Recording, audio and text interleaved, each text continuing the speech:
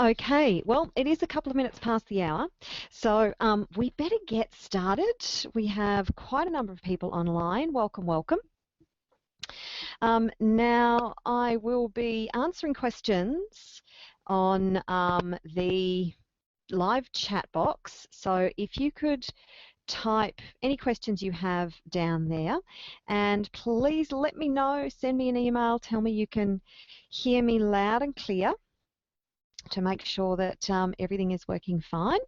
It is a real pleasure to have you here today. Thank you so much for taking time out of your busy schedules for being with me. I have a lot planned for you today. And as you know, if you are already a part of my list, then being Australian, firstly, I talk pretty fast. Secondly, when I get excited, I talk really, really fast.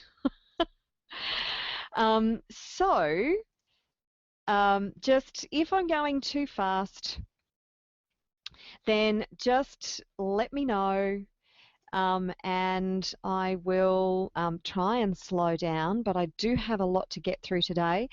Also, a word of warning, I am notorious for going over time. I have scheduled this for 2.5 hours. I'd love to fit it into 2, but I've pushed it out to 2.5 because if you've been on my webinars before, you know what I like. I'm like, I just keep giving information.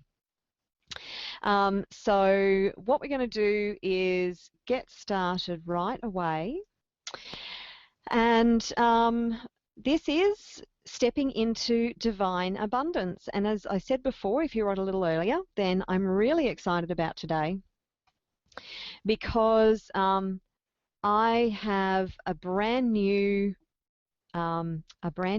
method to share with you, a healing method to share. I've just come back from the United States, and this method is absolutely going to blow your socks off. It's faster than anything I have ever come across. It is absolutely incredible. So be sure to stay on right to the end of the webinar because that's when I'm going to be doing some abundance healing for you. So the blocks that you have to abundance, I'm going to be doing some healing at the end of the webinar for you. So firstly, a little bit about me. So if you haven't experienced any of my information before, then I am, I've had quite an interesting journey so far, let's just put it that way. I came from a corporate environment. I was doing jobs that I hated in the corporate industry. Meanwhile, I was training to be an opera singer, so I was kind of burning the candle at both ends. I started my own little opera company. I wasn't willing to wait for somebody else to give me an opportunity. I've never been that patient. So I started my own little opera company, and you know, we were doing little performances, and I was putting our hand up to get some corporate events, and we did get a couple of corporate events, but we never really got any traction, and it ended up breaking my heart. And because I put so much time, effort, money into this little opera group, and it was my dream. It was absolutely my dream. I had this voice, this operatic voice, and I couldn't understand why I wouldn't be supported by the universe, by God, by whatever you want to call it, in using my gift and being able to soar to all sorts of wonderful heights. But I wasn't. Doors were always slamming in my face. People loved to hear me sing, but I just didn't get the opportunities that I wanted. So ultimately, I ended up walking away. Now, a bit before I walked away from that, I had discovered something called emotional freedom technique, EFT tapping. And I absolutely loved EFT tapping. So while all this was going on, I was still working my corporate job and still hating it. I decided to become a personal trainer because I've always been fit and healthy. I love to help other people. So this was something that I thought I could do, and I wouldn't have to do my corporate job anymore. So I became a personal trainer, and that business didn't go as well as I hoped either. So I got a few clients, but it never really took off. While all this was going on, my friends, who are really quite spiritual, were kind of having this incredible spiritual journey, and I was watching from afar going, oh, well, that's kind of interesting, but it's really not for me. They were talking about all sorts of, weird things, energy and all this kind of stuff. And yeah, okay, it's a bit kooky. And then the universe just picked me up, turned me around, twisted me up and upside down a few times. And this really strange journey that I had over a period of 6 months, I found out that I was a master sound healer. Now, I had no idea what that was at the time. I was really very confused by the whole situation. So the EFT and the sound healing, and that was around about eight years ago now, and my journey from there has been incredible. Going from personal training, I realized very quickly that with people's diet and exercise, it didn't have a lot to do with them just doing physical activity. It had more to do with their mindset, and this set me on my mindset journey. Then, of course, The Secret came around. What the bleep do we know? If you haven't seen either of those two movies, you must avail yourselves of those two movies, The Secret and What the Bleep Do We Know. They are unbelievable, and they completely changed my outlook on life. And instead of life happening to me, I knew I could self-determine my results. That didn't, however, mean that I had overnight success. It was still years of me discovering more about myself, more about mindset, more about the journey, and just immersing myself in this information to find out what it took to be really successful and why it seemed to be so hard. So if you're struggling to really gain traction, you don't understand what's going on, then you're in the right place today, because I know how hard it can be. I've been there. And that's not to say that my journey is over by any stretch. I'm still reaching, still learning, still striving, still growing, still evolving. I've still got big goals, and I keep setting higher and higher goals. And that's the way to live a fulfilling life. So that's a bit about me.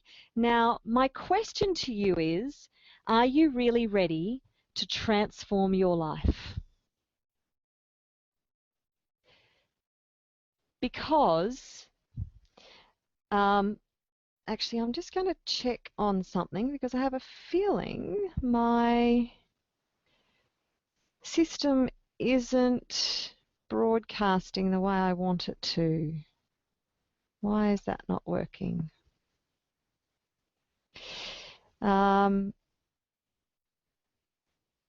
If you could just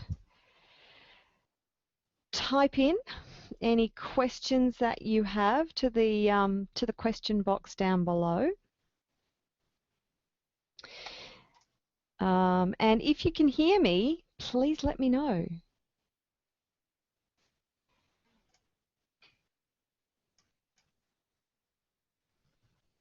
Okay, all right, yep.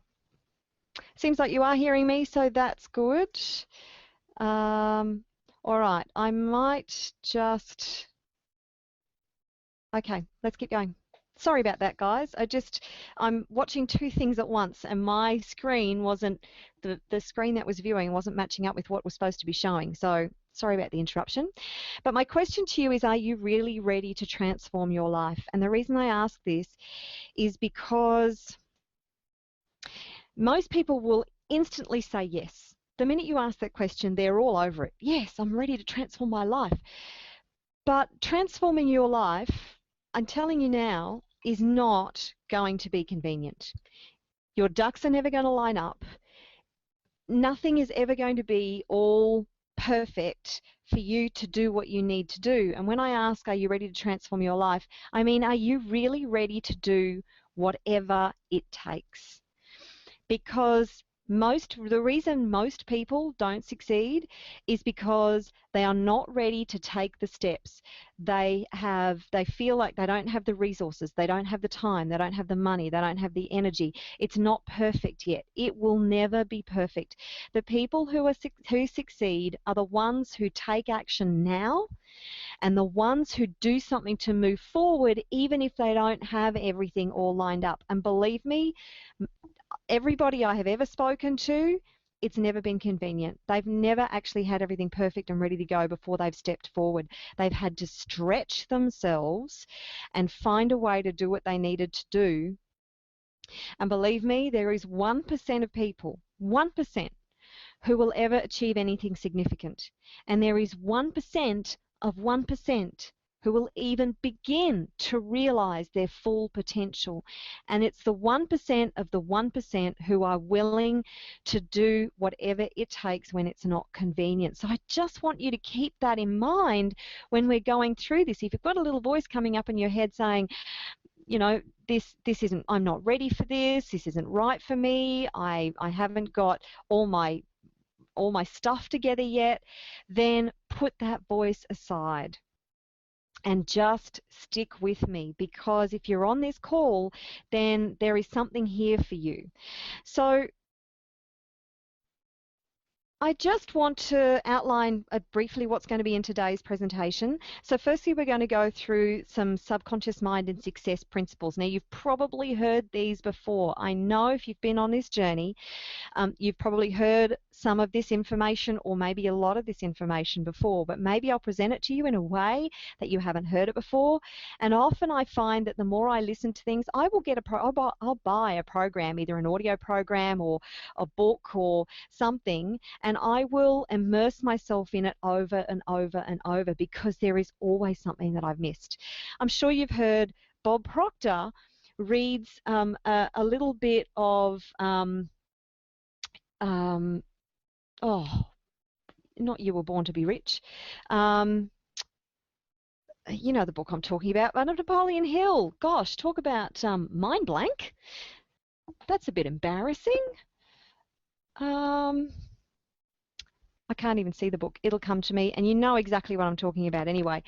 The Napoleon Hill book on getting rich. And he still reads that. He has been reading the same book for 50, 60 years. He reads a chapter every day. So just be open to learning something new today, at least one new thing. Take notes as I'm going through this, because I will be moving fast. I'll quickly go through the 7 states of wealth, because what I want to focus on mostly is the 9 steps to aligning with your soul's wealth resonance.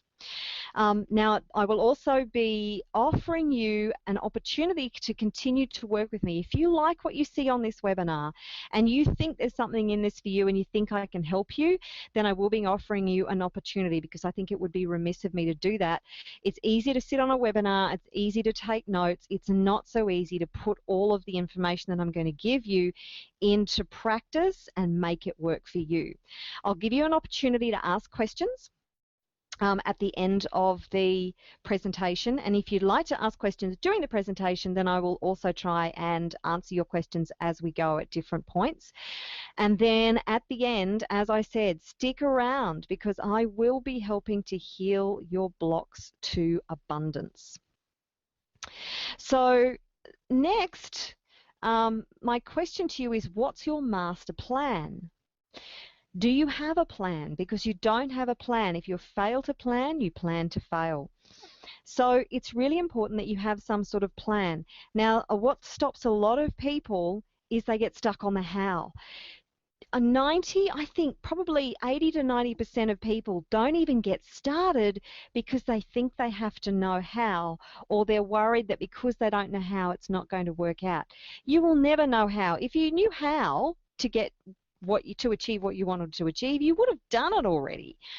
So just know that you will work out how along the way. This is the whole point. You will work out how you're going to achieve what you want to achieve as you progress along the way. So, and it's important though to have some sort of a plan in place, even if you have to adjust it along the way. But it's really important that you have something, a guide that you can follow to begin with.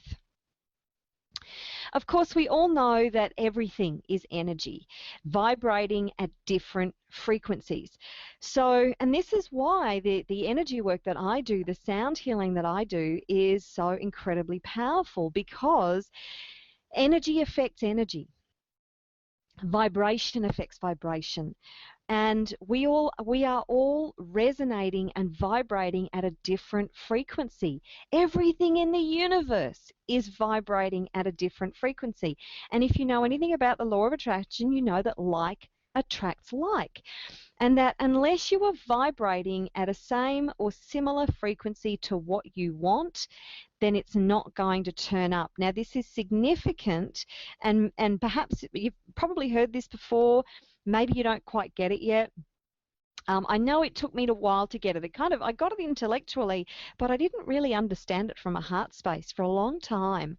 And it's really about being in alignment with the things that you want, in vibrational alignment. So you're resonating at the same frequency as what you want to attract into your life. So this is a really, really key point that I want you to remember, and I want to really bring home for you.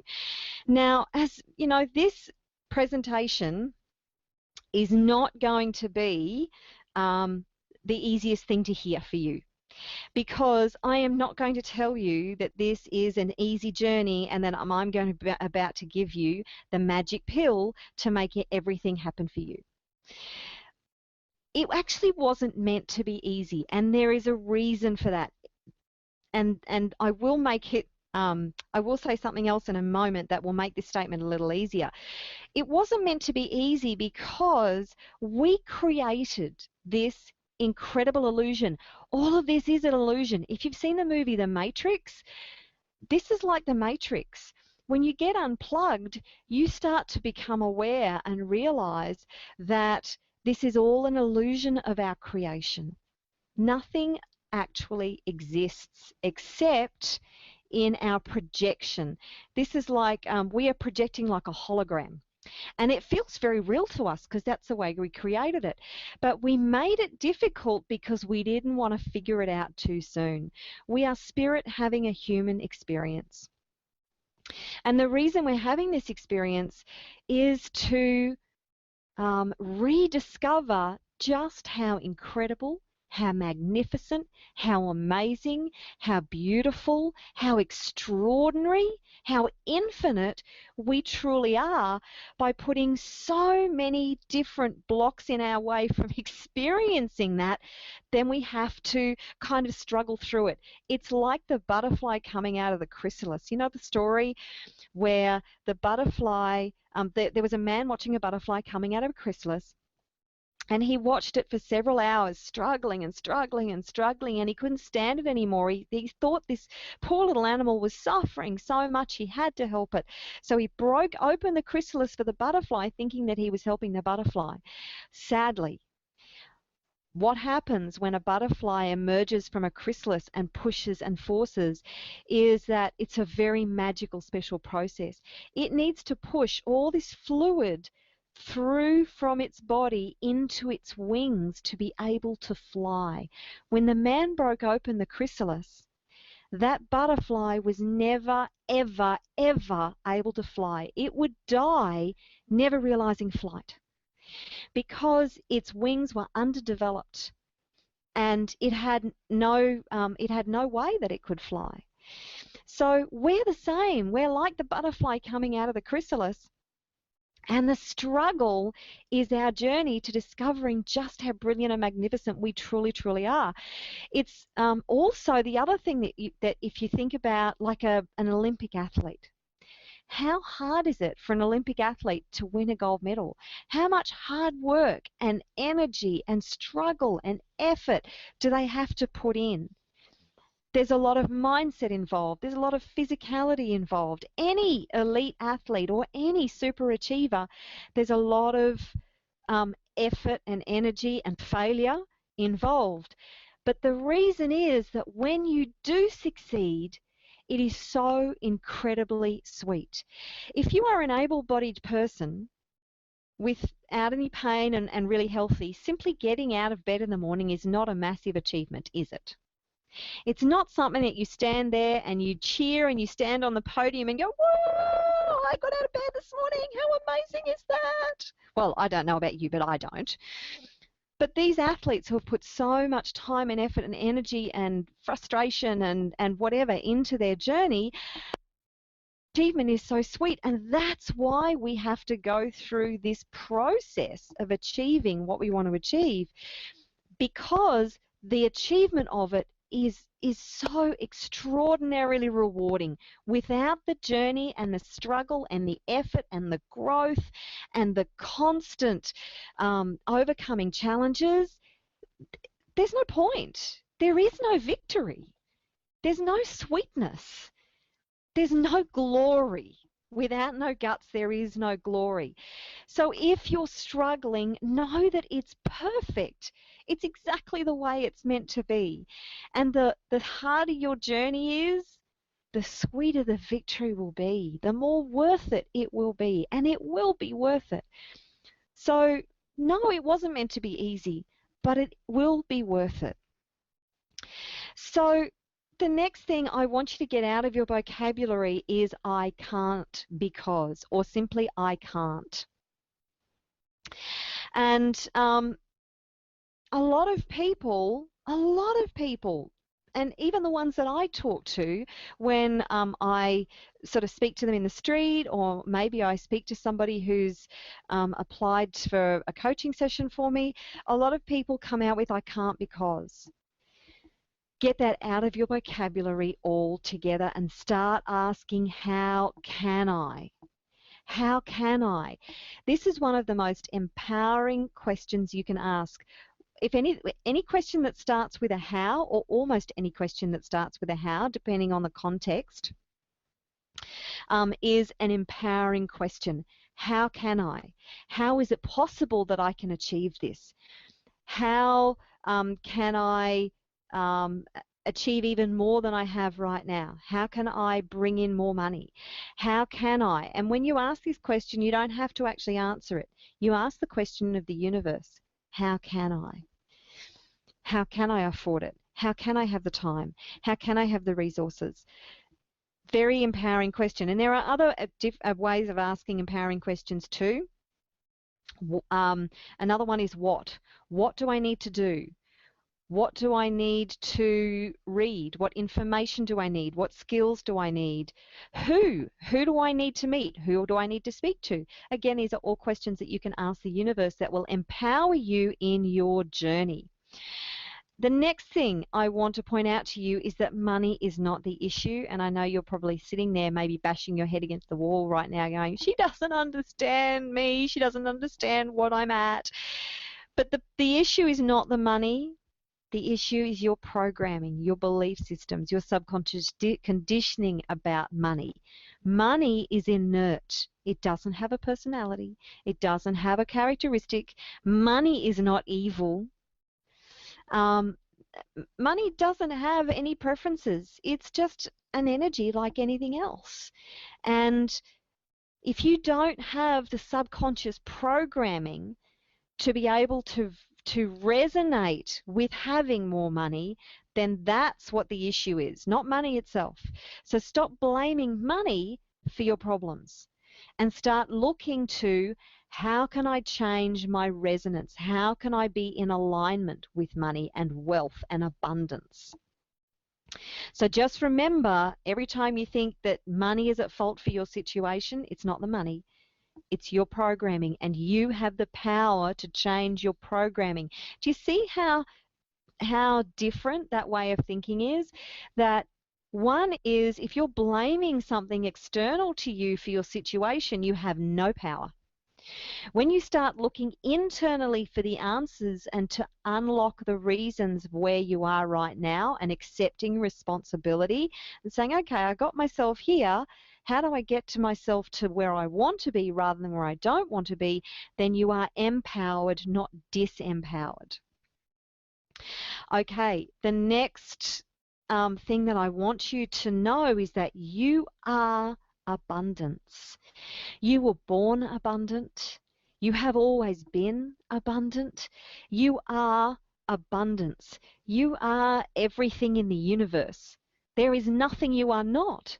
So you are abundance. And when you start to get this on a heart level and you start to realize it, that's when things will start to turn around for you. So you can't lack abundance. You are abundance. It's only that for some reason you're putting up blocks to the abundance coming into your life. And it's the whole the whole way to allow that abundance in is to actually find and let go of those blocks.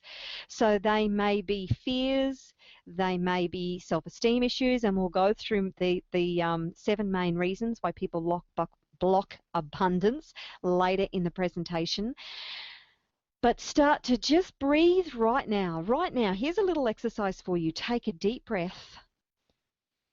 And as you breathe into your heart space and just lock in the belief system, I am abundance. Just say that to yourself over and over and over. I am abundance. Do you know that those 2 words are the most powerful words in the universe? I am. Whatever follows I am, you will ultimately end up resonating with. You may not resonate with it right now. But if you continue to say the words, I am abundant, I am love, I am peace, I am joy, I am infinite, I am powerful, you will eventually resonate with those words. Start using I am phrases in your life and you'll see things start to turn around very quickly. You are already a billionaire. I got this from the great Dr. John Demartini. He says that we actually, just like you are abundance, you are already a billionaire. A billionaire. Think about that for a moment. You're probably going, they're both nuts. They've both lost it. What is she talking about? Well, when Dr. Demartini says this, what he's referring to is that you have ideas, gifts, information inside of you that are worth billions. You just haven't unlocked them yet and put them into practice to create the billions in your life. That's it. That's the formula to unlock your gift, to unlock your brilliance, to actually put your unique information. You have a unique body of knowledge within you that nobody else has. You have a unique set of experiences that nobody on this planet has, and not only nobody on this planet, but nobody who has already been on this planet and died in the last, however many thousands of years the human race has been around, or however long we are able to grace this planet in the future, no human being will ever, ever, ever have the knowledge that you have. You have a unique body of knowledge, and the world deserves to actually to hear that body of knowledge, because you have something within you to be able to help other people, and they are waiting to hear your message. But you need to transform that knowledge, that gift, that information into something whereby people are paying you for that. And people are afraid of selling. Selling is a service. Nothing happens until somebody sells something. And if you are not availing the world of this unique gift and the information that you have, then you are denying the world of something truly, truly special. And it's time that you started to unlock this gift within you and the information within you. Very quickly, T. Harv Eker said, if your subconscious blueprint is not set for success, nothing you learn, nothing you know, and nothing you do will make much of a difference. So the pivotal key to you being able to achieve what you want to achieve, the wealth, the success, whatever it is that you want in life, even if it's to do with relationships, if it's to do with your health, it's all about your subconscious mindset in anything. If your subconscious blueprint is not for success, set for success in whatever you want to achieve, it's not going to help you out. Tony Robbins said 80% of success is psychology, 20% is strategy, and I actually think that's probably conservative. I think, far be it from me to argue with Tony, the great Tony Robbins, but I actually think that it's possibly more like 95% of success is psychology, because once you've got that in place, the strategy just kind of happens.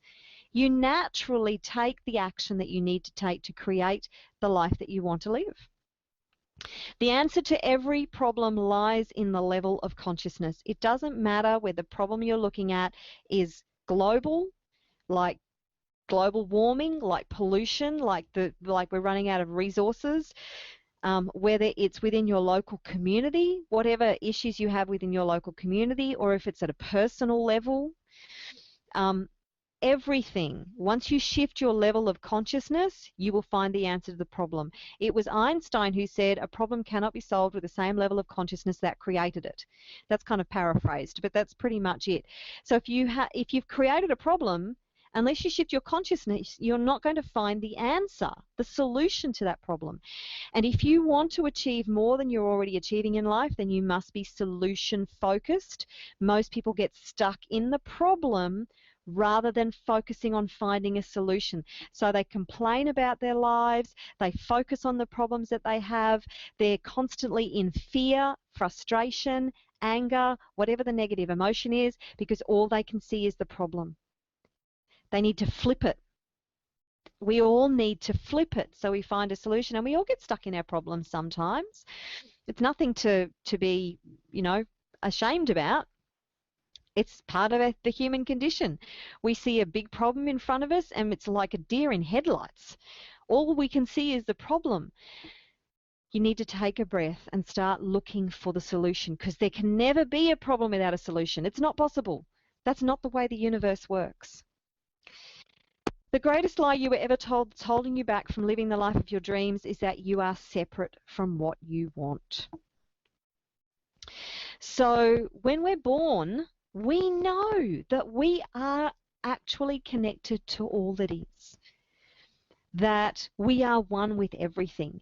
We know the source that we come from. We know it's infinite. We know how beautiful, amazing, magical, glorious, how capable we are, how infinite we are.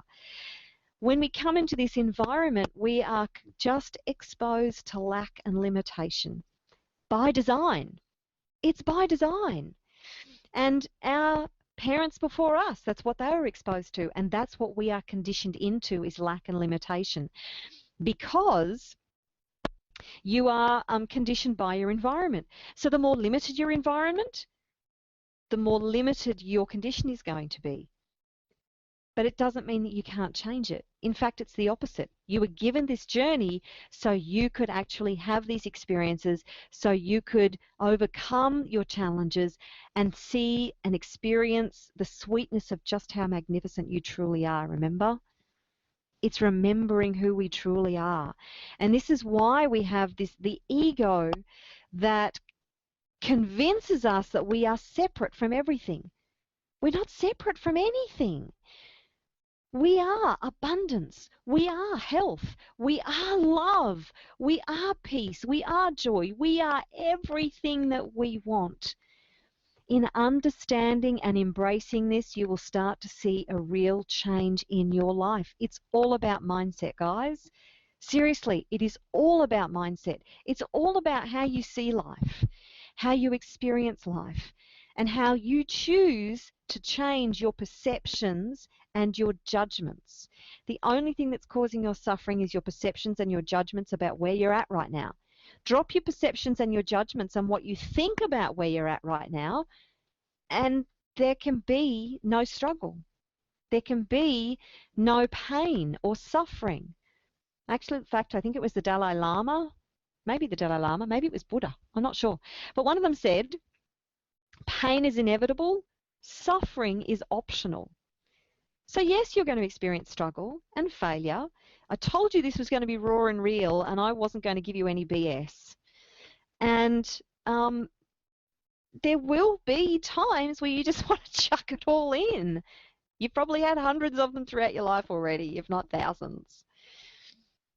But it's overcoming these challenges and understanding how that you are not separate, that you are in fact everything you have always desired and wanted, that things become really magical. Nothing is missing. You are whole, you are complete, you are perfect in every way. Nothing has ever been missing. but it's coming to that realization from a heart space that will transform your life. And of course, success doesn't happen by accident. It's doing the personal growth and development.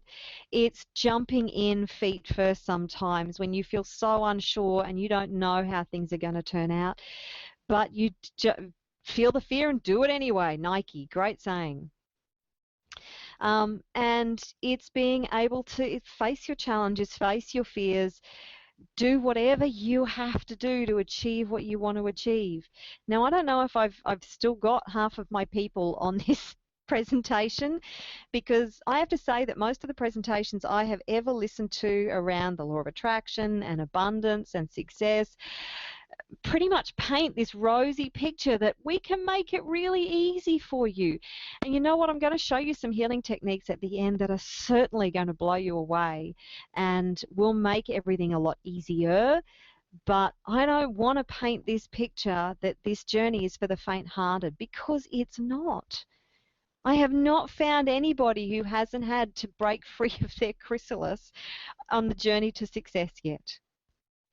Even those who were born into money have some form of struggle in some way in their lives, even if it's not around money. It might be around their relationships, their health.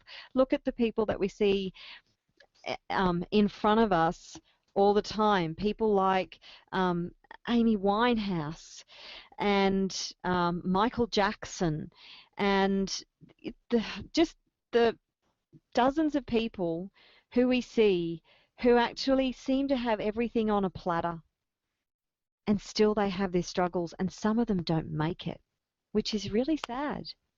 In spite of everything they have, some of them don't make it because they aren't able to overcome their internal challenges, their internal conflict. All right, let's very quickly go through the 7 states of wealth. Because to me, wealth is multi-dimensional. The financial wealth is just a part of it. Excuse me while I take a drink. Actually, while I pause, I'm just going to check my emails just to see how you guys are going and check in with you.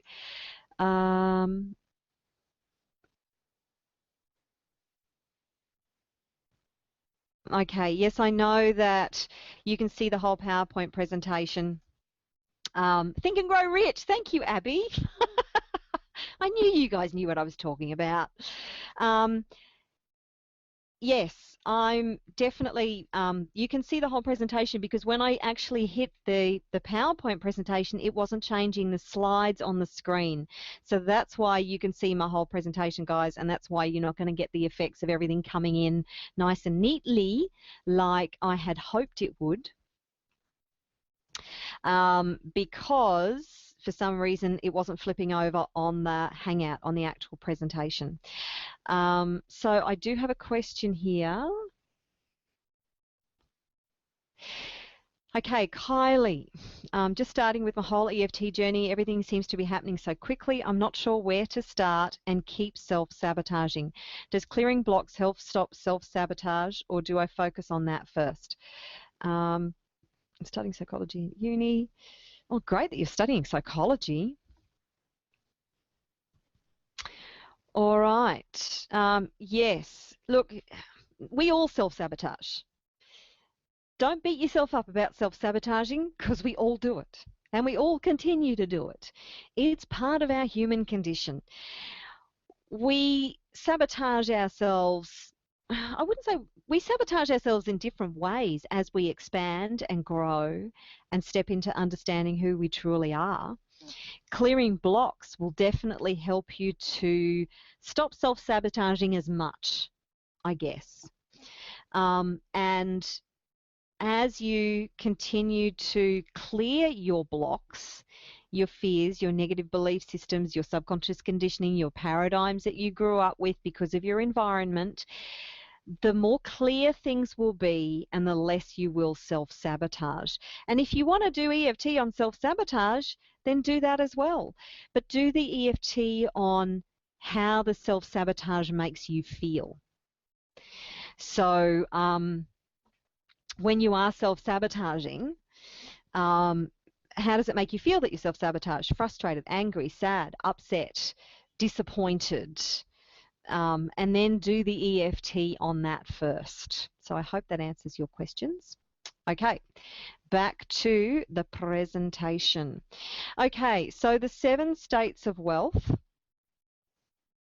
All right, look, what I'll do is I'll try the slideshow again, but if it doesn't work, then I'll have to go back to what I was doing before. So these are in no particular order, and they are all just as important as each other. But the first state of wealth that I refer to is your health. Because it is true, if you don't have your health, you don't have anything. We have some mega media moguls here in Australia. One of them is the Packers. Now, Kerry Packer and his father, I can't even think of his name. Again, another mental blank. Gosh. But the Packers were extremely, extremely, extremely wealthy people. But their health was shocking. And Kerry Packer, for all his money, he died in his 60s from lung cancer because he smoked and he didn't look after his health, and his relationships were shot as well. So he had all the money in the world and he didn't live much past 60 because his health was shot to pieces. So it's really important that you look after your health, and this is part of your paradigm, so you get to enjoy your financial wealth along the way. Next is your emotional well-being. And this is really important because we are emotional beings. I believe it's part of why we're here is to experience emotions. And if you put it this way, if we don't have emotions, then what's the point of being here in the first place? Does that make sense? So your emotional well-being is very, very important. And the more emotionally aware you are, the less your emotions will control you. So the majority of people, 98% of people, I would say, are their emotions control their lives. They dictate their sense of well-being. But if you can learn to appreciate all your emotions, from what we call the negative emotions of sadness, grief, anger, frustration, fear, right up to bliss, joy, happiness, peace, you know, all euphoria, then nothing will actually be able to dictate your sense of well-being in any moment, because there is bliss in every emotion. I know that's a bit hard to get your head around, but believe it or not, there is bliss in every emotion. And what you resist persists. So the more you resist the negative emotions that you have in your life, the negative feelings that you have, the worse they're going to get. The more they're going to stick around. The more you feel into them, they have nothing to push against, and they will eventually dissolve. Some of them will take a few minutes, some of them will take a lot longer. So your emotional well-being is a very big part of determining how you experience life. And this is where EFT and some of the other processes I'm going to work with you on later will really help you to master your emotional well-being. Our relationships. Obviously, we are also here on this planet to be in relationship.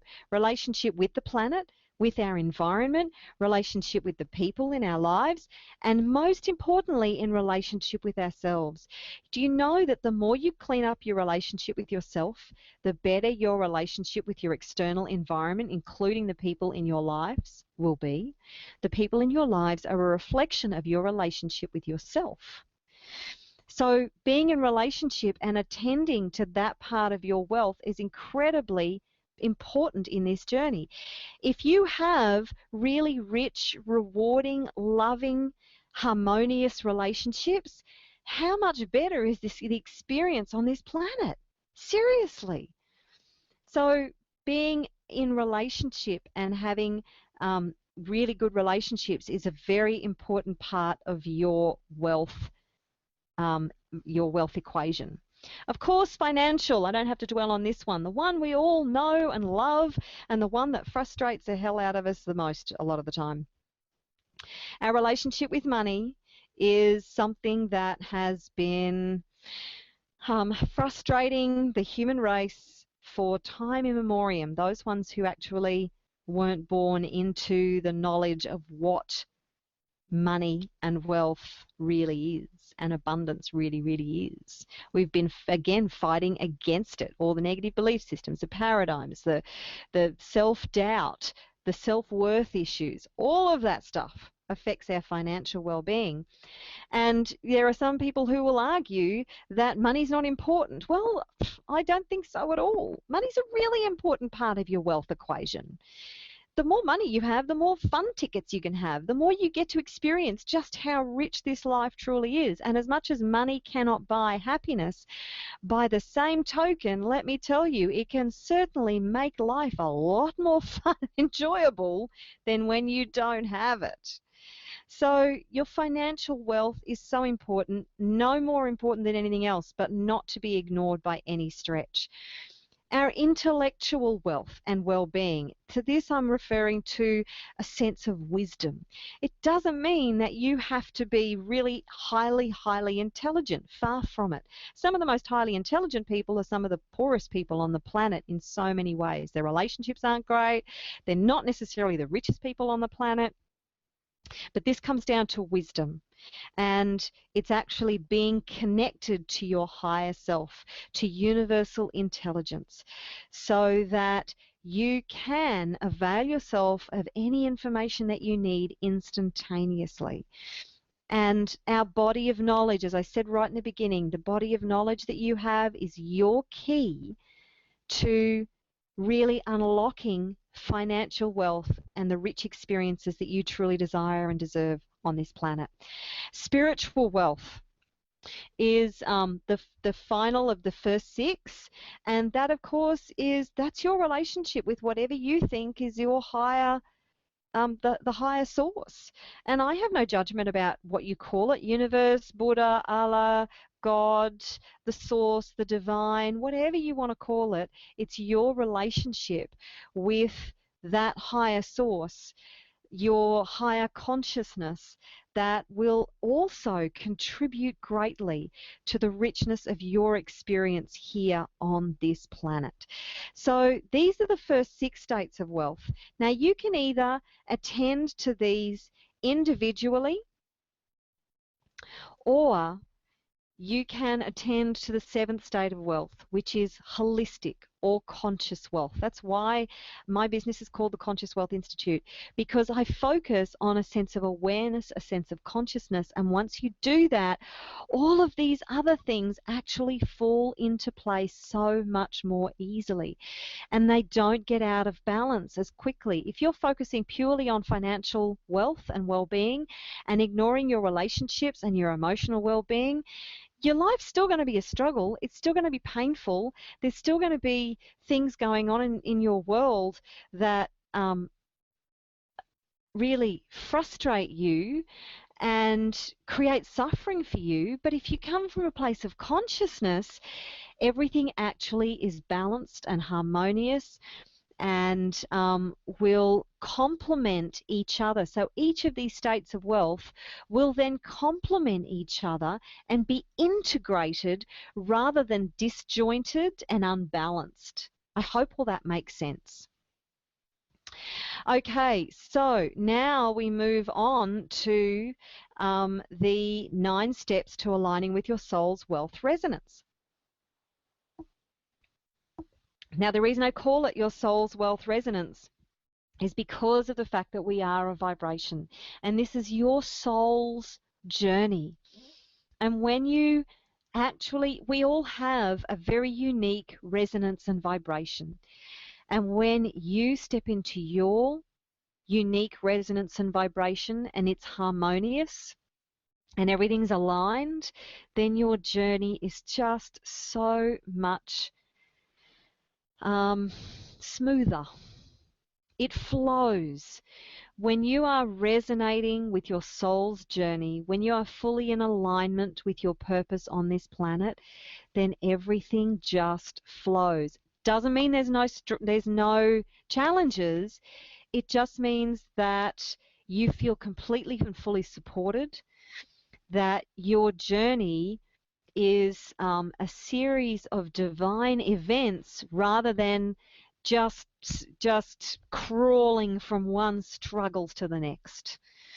And I know that's the way life can feel. I've been there.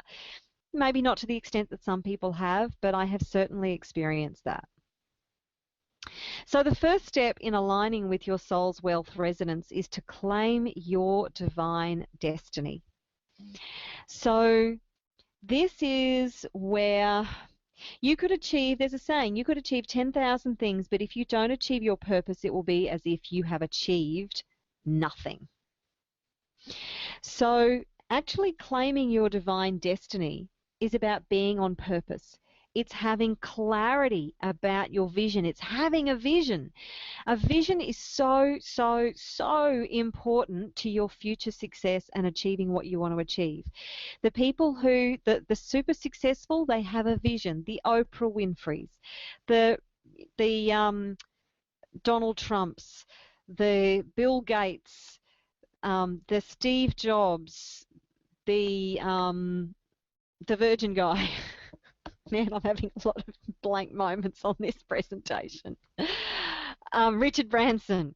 They are all visionaries. They have a vision and they don't let anything stop them. They know that whatever they can conceive and believe, they can achieve. They have a vision. They have clarity around their vision, and it's really, really important that you have clarity around your vision and that you are on purpose. And some people say, well, I don't know what my purpose is. You do. Absolutely you do. Somewhere inside of you, you know exactly what your purpose is because you were born with it. You brought it with you. You can't not know. You're just choosing not to know because it's not convenient, because you know it's going to be hard, because you're afraid, because you don't feel worthy. Whatever your conditioning is, that's what's stopping you from knowing what your purpose is. And maybe you do know what your purpose is. And if you do, God, I applaud you so much, because so many people, at least in the past, have died never understanding what their purpose or their destiny was and living a mediocre life. Well, I don't want that for you, because that's the greatest tragedy of all, is living a mediocre life. You don't want that. You want to claim your destiny, step into your purpose. You need to make a decision.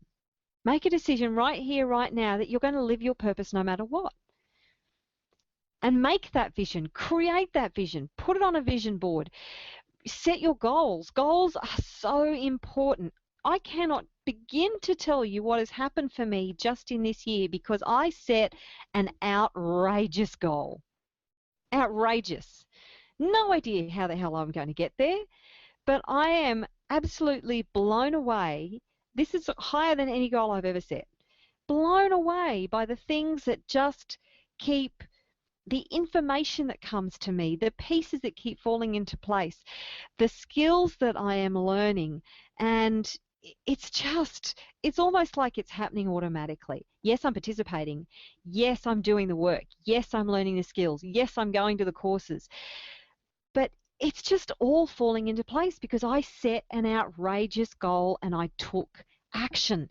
See, this is the thing that a lot of people don't understand, is that when you take positive, definite action and you have a vision, the universe will meet you not just halfway. The universe will do 80 to 90% of the work, believe it or not. You only have to do 10% of the work. But a lot of your work is creating the vision, is taking action, is being willing to do whatever it takes, is facing your fears and doing it anyway. That's your work. And then know that the universe will meet you where you're at and will actually do the other 80 to 90%. It will do the heavy lifting for you. But you must make the decision in the first place.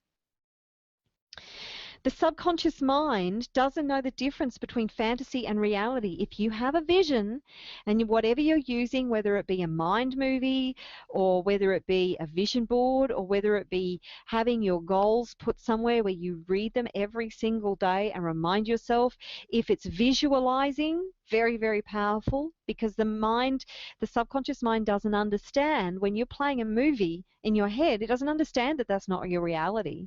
There is no distinction for the subconscious mind. That's why when you think of your past, it's so painful.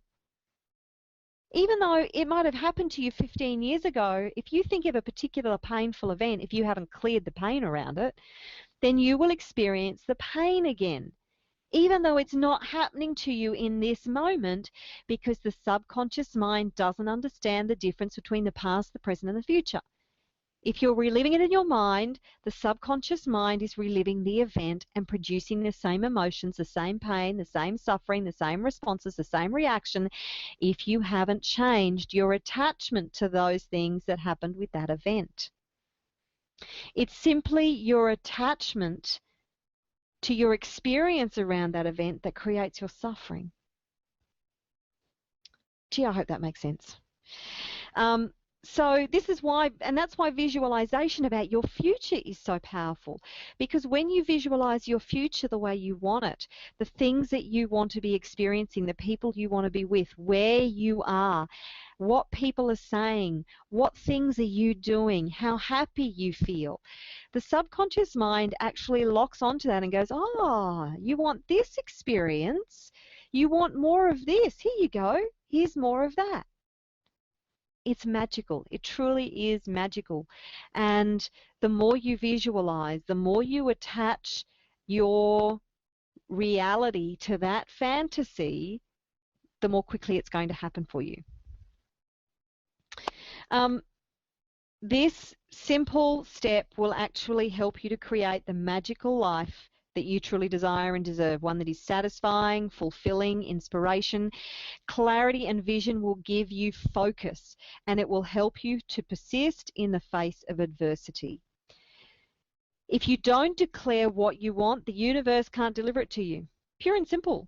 If you're fuzzy about what you want, then the universe cannot deliver it for you. And the prime example of this is me. Because I lacked focus for so much of my life. I knew kind of what I wanted, but my focus was continually changing, which meant I was continually sending different messages out to the universe, and I was mixing everything up. Everything in my head was so confused. Everything in my life was so confused. The universe can't act on that. It's just like following a squirrel picking up nuts. It's totally confusing. There is no end result. There can be nothing except frustration at the end of that. So you must have focus and clarity. And I remember a colleague once said to me when I was working with them years ago, she said, okay, so what do you want? Declare what you want. And I said, well, you know, this is what I want. And it wasn't very specific.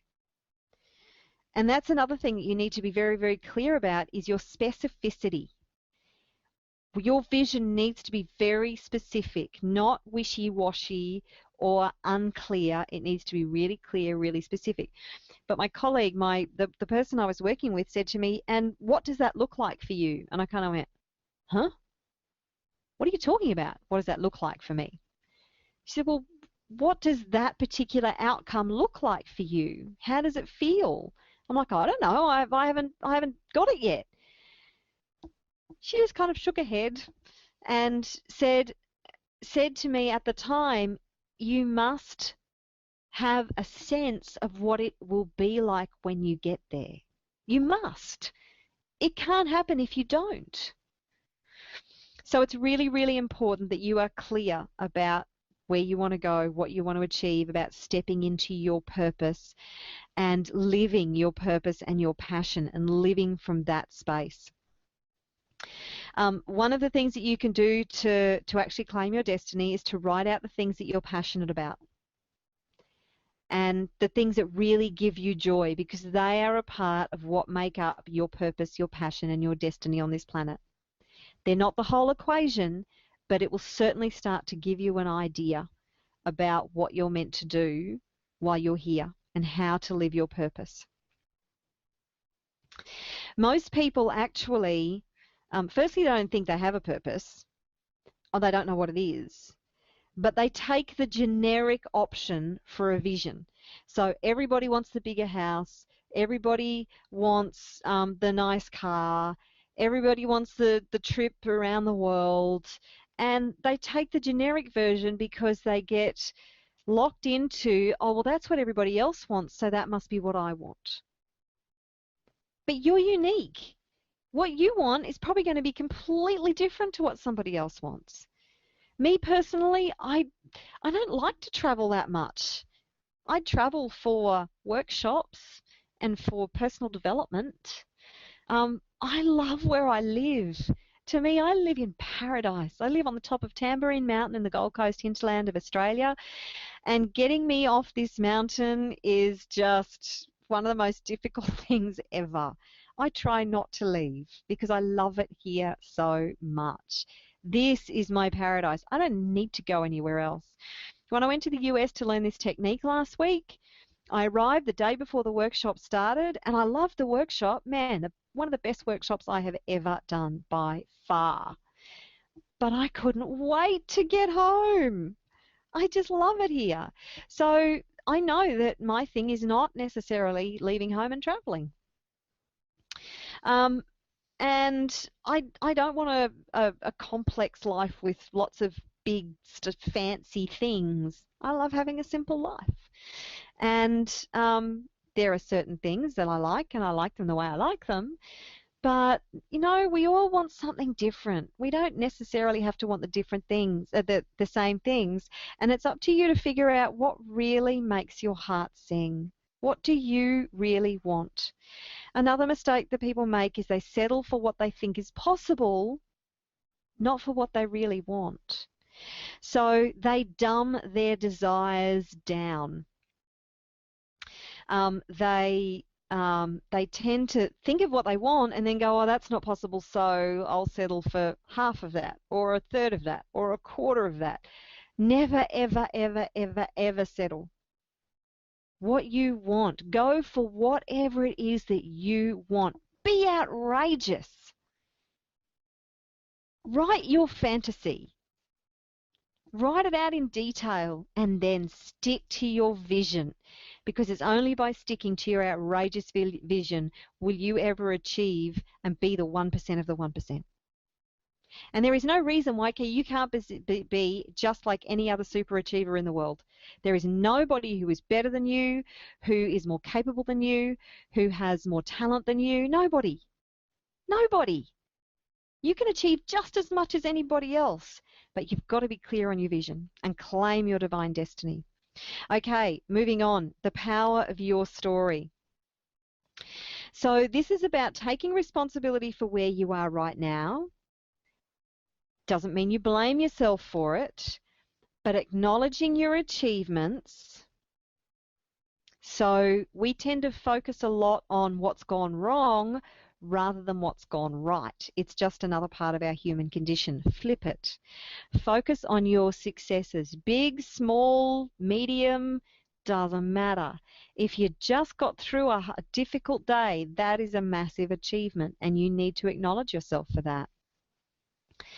By owning your story and acknowledging and taking responsibility for where you are right now, and the fact that it's your mindset, it's your belief systems, it's the actions that you've taken, it's the thoughts that you've been thinking that have actually gotten you to where you are right now, and not blaming anything outside of yourself for where you are right now.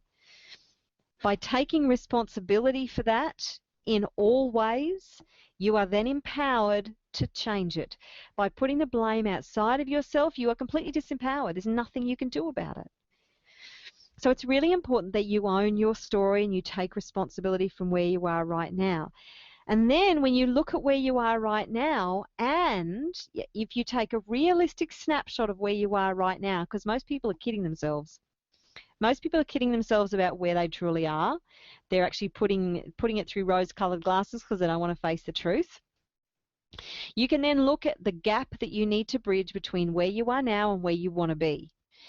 So you then get a realistic snapshot of the journey that you will need to take to become the person that you need to be to achieve what you want to achieve. Because you will achieve your greatest goals and dreams when you become the person who owns those goals and dreams, really, really owns them. And to do that, you need to take this journey of evolution. And once you take a realistic snapshot and see how far you've got to go, you might be just a little disappointed at first because you can see that there's this distance, but the only thing between you and between what you want is that gap. And you just have to take one step after the next, after the next, after the next, after the next to achieve those goals, to achieve those dizzy heights and what you want to achieve. A lot of people get stuck in their story. So they keep telling themselves the same story over and over and over and over. They're on that mouse wheel, the wheel that the mice get on and just keep running and running and running and running. They just keep running the same story. You've got to get off the wheel. You've got to stop telling that story because it's just a story. Get rid of that story. The more you attach to it, the more you're going to relive it over and over and over. It's up to you to change your story. So don't get stuck in your story. That's a mistake a lot of people make. I deluded myself for years about, I was so close. I was so close to where I wanted to be. Man, I was so far away, I couldn't even see where I wanted to be. And that's why for many years nothing really happened for me. I kept taking action, but I wasn't realistic, and I didn't actually take a realistic look at where I was, and then I had no clarity about where I wanted to be. So I was flapping around in no man's land in the middle of the desert for a long time. So it's really, really important that you do those two things, that you own the power of your story and that you take a snapshot of where you are right now, take responsibility for it, and then look at where you want to be so you can bridge that gap. What a lot of people do, the mistakes that they make, is they end up beating themselves up about it and telling them that they're hopeless, that they're useless, that they're powerless, that they're no good, their self-esteem is shot, and this just perpetuates the same story. And again, all that stuff is just a story. The other mistake people make is they blame others. They give reasons rather than finding solutions to changing their story. Okay, so the third thing is establishing your core values. I got this from Dr. John Demartini too. He is just a master, Dr. John Demartini.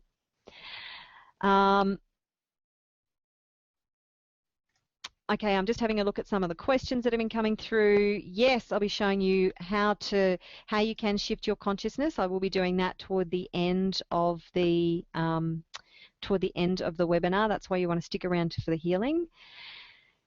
You want to change your relationships. Again, it's about changing your relationship with yourself. Abby, it's once you change your relationship with yourself, your relationships with others will actually change. Believe me, I have experienced that firsthand many times over. Abby, you're having trouble with your vision. Lynn, I don't know my purpose. That's very common, and there are things that you can do to actually help you with that. And as I said, there will be a chance for me, because I would love to be able to just give you everything that you need on this webinar, but it's not possible. I can give you the information and you can go off and explore this stuff for yourself and do all this for yourself. Or you can fast track it, because I do have a program that will cover all of this in depth, and I will be covering that I will be sharing that with you at the end of this session. So stick around. I'll be doing the healing at the end, and just before the healing, I'll be sharing with you the way that you can actually get all of this sorted. I will help you get all of this sorted. That's the reason I do this stuff. The reason I share this is because it's my mission. I get the most joy out of helping people to achieve more than they ever dreamed possible. That is something that it is my life's purpose, and it is my greatest joy. Nothing gives me more joy than that. So that's why I'm going to give you the opportunity to be able to work with me to actually get all this sorted. So, but keep asking your questions and I will answer them wherever I possibly can. So establishing your core values, Dr. John Demartini, really, really quickly, because again, I can see time is getting away from me. But oh gosh, this was such a revelation for me when I learnt this. We all have core values. And Dr. John Demartini said that if, say for instance financially, if wealth and money aren't in your top core values, top 3 to 5 core values, then pretty much it's not going to happen. And at that point I wept because I thought, oh my God, I'm destined to be poor for the rest of my life. Because let me show you what my core values, or at least my top 10 core values were. That's what I worked out my top 10 core values were. My wealth and money was 24th on my list. Now that meant that all the other 23 core values that I had on my list were going to take priority over wealth. And if there was any conflict between wealth and any of my other core values, it was never going to happen. But what was a revelation to me was that I could, so long as I could align my core values with my wealth, with my one of my top 3 core values, or all of my top 3 core values, everything would change. I don't think you should sacrifice. Some NLP techniques will actually tell you to shift your core values and move wealth up the list. Now, I look at my top 5 core values, and there is no way I am sacrificing any of those for wealth. There's no way that money will ever be more important to me than those top 5 core values. But I aligned money with love. I did an exercise that actually helped me to align money with love. And love is, I can express love through financial means, and I can love myself by allowing myself to have more money, and I can love others by having more money, and actually I can love a lot more people on the planet and help a lot more people on the planet by having more money. Now this actually really shifted a whole lot for me. And there is an exercise that I did, and EFT was a part of it, to be able to actually align money with love. So that's certainly one of the things that you need to do to be able to have more wealth and freedom in your life. And it's the same with if it's your relationships that are suffering and they're not one of your top priorities. Again, I'll come back to Kerry Packer. Relationships wasn't big on his agenda. And he had terrible relationships, and they caused him a great deal of grief and sadness. His relationships with his sons. I'm not sure about his relationship with his wife. I've just seen a documentary on it recently, and I seem to be okay. But generally speaking, his relationships were completely screwed. So, if your health is not one of your top core values, then you will ignore your health, and you will gradually, your health will gradually deteriorate. It needs to be in alignment. You can align health with love, absolutely. Self-love and health, man, they're made for each other. So it's all about aligning your core values. The fourth thing is your tribal laws. We make an unconscious vow to obey our tribal laws. Now, our tribal laws are the things that we grew up with. The people who have most influence who were most influential in our lives, they were unspoken laws, but they were laws around money, they were laws around relationships, they were just laws around life in general, around success, around happiness. And we will continue to live these tribal laws until we actually recognize what those laws are and make a conscious decision to free ourselves from them. So we behave in particular ways just because our tribe did it that way. And we may not even understand that we're doing it because our tribe did it that way. You know the old saying, I am never going to be like my mother.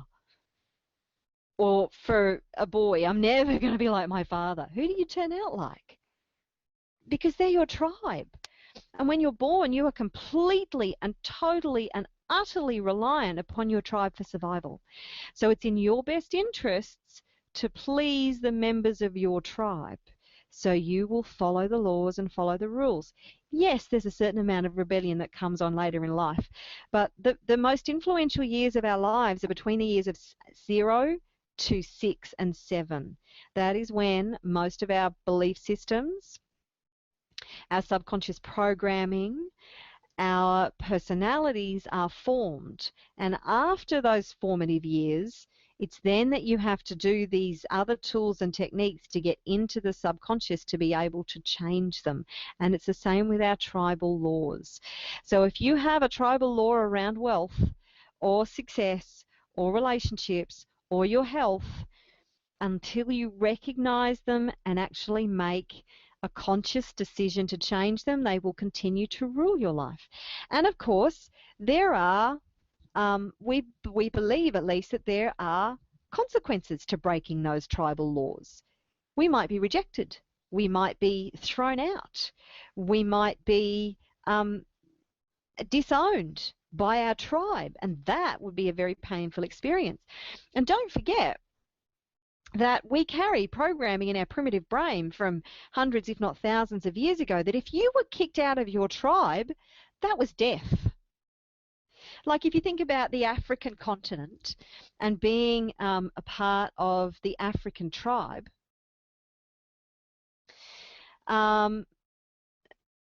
then if you weren't a part of that tribe, which was a community that you needed to be able to survive, and you were thrown out, cast out, then you would die. That was a death sentence. There was no way you could survive.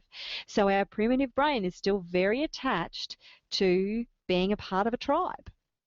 So it's really important that you uncover the tribal laws and make a conscious decision not to be ruled by them anymore. The mistakes here are that people mostly don't recognize that they have these tribal laws and that their lives are being ruled by them. And then, of course, there is a fear that if they choose to go against the tribal laws, that the consequences will be too painful and too great. So it's really important that we correctly identify these laws that are imprisoning us, acknowledge that they're no longer appropriate if we want different results. Okay, hope that all makes sense. Fifth part of the equation, step number 5, is becoming the observer. And because you're here, you are already on this train. This is becoming aware more and more and more of the actions that you are taking in your life that are producing the results. And it's your thoughts that produce the feelings, that produce the actions, that produce the results. So as you become aware of the thoughts that you have in your head, of the conversations that you're having on a day-to-day basis, of the actions that you're taking, because it's your actions that you produce your results. So if you look at the actions that you're taking that are producing the results that you're getting, if you can see the patterns, then you can change it. But most people are still plugged into the matrix. Most of the time, if not all of the time, they actually don't even see the patterns that are self-sabotaging them. They don't see the actions that they're taking or the thoughts that they're thinking that are taking them out of alignment with what they want, that are creating the self-sabotage. So become the observer. Stay curious. Get really, really curious about what is going on in your head and your heart in particular. Your heart is actually 5,000, your heart energy is 5,000 times more powerful than your head energy. So what you feel is 5,000 times more powerful than what you think. So it's becoming aware of what you're feeling in any particular moment and being able to turn all of that around to produce different results. So it's a case of being able to monitor your thoughts. Now that takes practice, and that's not something that you're going to be able to do instantaneously. But the more you practice it, the easier it will become, and the more aware you will be on a moment-to-moment basis during the day. Staying aware all the time is pretty much impossible. We have very busy minds, very busy heads. I think most people, if they got into my head, would be scared, and probably yours as well. They would be terrifying if they knew what went on in my head a lot of the time. But the more you practice becoming the observer and understanding what's going on up there that's creating your results, the more you'll be able to turn it around. A lot of people tend to give up because it's like, oh, it's all too hard. There's too much going on up there, and it feels exhausting even thinking about being aware of what's going on in their heads. The other mistake is that we then beat ourselves up because we acknowledge the patterns, we acknowledge the thoughts, we acknowledge the actions, and then we beat ourselves up about it. Well, that's really counterproductive, and it's very unhelpful. Congratulate yourself for being aware of any thoughts that come up that you see that could be destructive and counterproductive, of any actions that you're taking. Once you recognize them, go, man, no wonder I've been getting these results. I am really proud of myself for recognizing this. Now I can change it. Completely different scenario to go, oh, I'm such an idiot. No wonder I keep failing. Look at what I keep doing. How stupid am I? There is a completely different energy to both of those scenarios. And one will help you to succeed. The other one will just destroy any success that you might ever want in life. So start paying more attention and then forgiving yourself. Forgive yourself for where you already are. The same as the power of your story. Acknowledge where you are, take responsibility, and then go, okay, well, I forgive myself for any mistakes that I've made, and move on. Any energy that you waste in blame, shame, negativity, beating yourself up is precious, precious energy that you could use for achieving what you want to achieve. So don't waste any energy on doing that stuff. It's not going to help you. Okay, 6, transmute, transform, and transcend. And this is actually about mastering your psychology. This is where the belief systems, the conditioning, the paradigms, the self-esteem issues, this is where the rubber meets the road. If you get nothing else out of this presentation, you must master your psychology. This is essential on your journey to success. All these steps are important, but mastering your psychology is probably the most critical one of all. And once you've mastered it, then, well, I don't think we ever actually master it, but it's the journey to mastering your psychology that's important. You can transmute, transform, and transcend all those negative belief systems. We have 60,000 thoughts a day. Now, that is according to Deepak Chopra, and he's a neurologist. To be completely and totally honest with you, I'm not sure what he has based that statement on. I have tried to find out, and I haven't been able to. But he's a pretty smart cookie. And, you know, I would tend to run with what he says, 60,000 thoughts a day. Now, the scary part of that equation is that, generally speaking, 75 to 85% of those thoughts are negative. And, no, actually, I think it's more like 65 to 80% of those thoughts are negative, depending on the person. Now, I'm sure that yours is probably your equation is probably a lot better than that, because being on this presentation just shows that you are aware that you are a seeker, so you're not necessarily stuck as much in those negative patterns. However, for most of us, 75 to 85% of those thoughts are the same thoughts that we thought the day before, and the day before that, and the day before that, and the day before that, and the day before that. So it's just this recurring negativity. So no wonder we produce negative results in our lives when we've got this whole cycle of negativity going on. And that's nothing to beat yourself up about. Again, that's our conditioning. That's part of the human condition, and that's part of the journey that we need to overcome by changing our psychology. So the mistakes that people make when they're doing this is that they don't get to the core of the issue. So they tend to dance around on the surface, not actually getting to the real story behind what's going on. So say you keep sabotaging yourself in some way. Is it because you have a fear of success or a fear of failure? Is it because there's self-esteem issues? What's going on right at the core of your being that is causing that self-sabotage? The self-sabotage is just the result. It's not the reason. It's not the conditioning. And it's diving in and being able to uncover that core conditioning that is going to change your consciousness and change your results. And this is where EFT, sound healing, and this new process I'm going to share with you in the next half an hour is really going to help to shift your level of consciousness. It's using these techniques to get into the motherboard, into the deep hardwired programming that you have become so accustomed to. So for instance, you probably know about your neural pathways and how your neural pathways get really set by firing off continuously. So it's a bit like if you go to, say, a university. University is my best example because I did spend a bit of time at a university when I was in my younger days. And there may be cemented paths for students to walk on. Most of them don't walk on the cemented paths. They cut across the grass. Now, when enough people cut across the grass in one particular line, it actually digs like a pathway, a new pathway. And then everybody just follows that pathway, and they don't walk on the rest of the grass. They just follow the pathway that somebody else, that you know, tens, dozens, hundreds of people have walked along that same path, and it wears away the grass and creates this little dirt path. This is the same as in your brain with the neural pathways.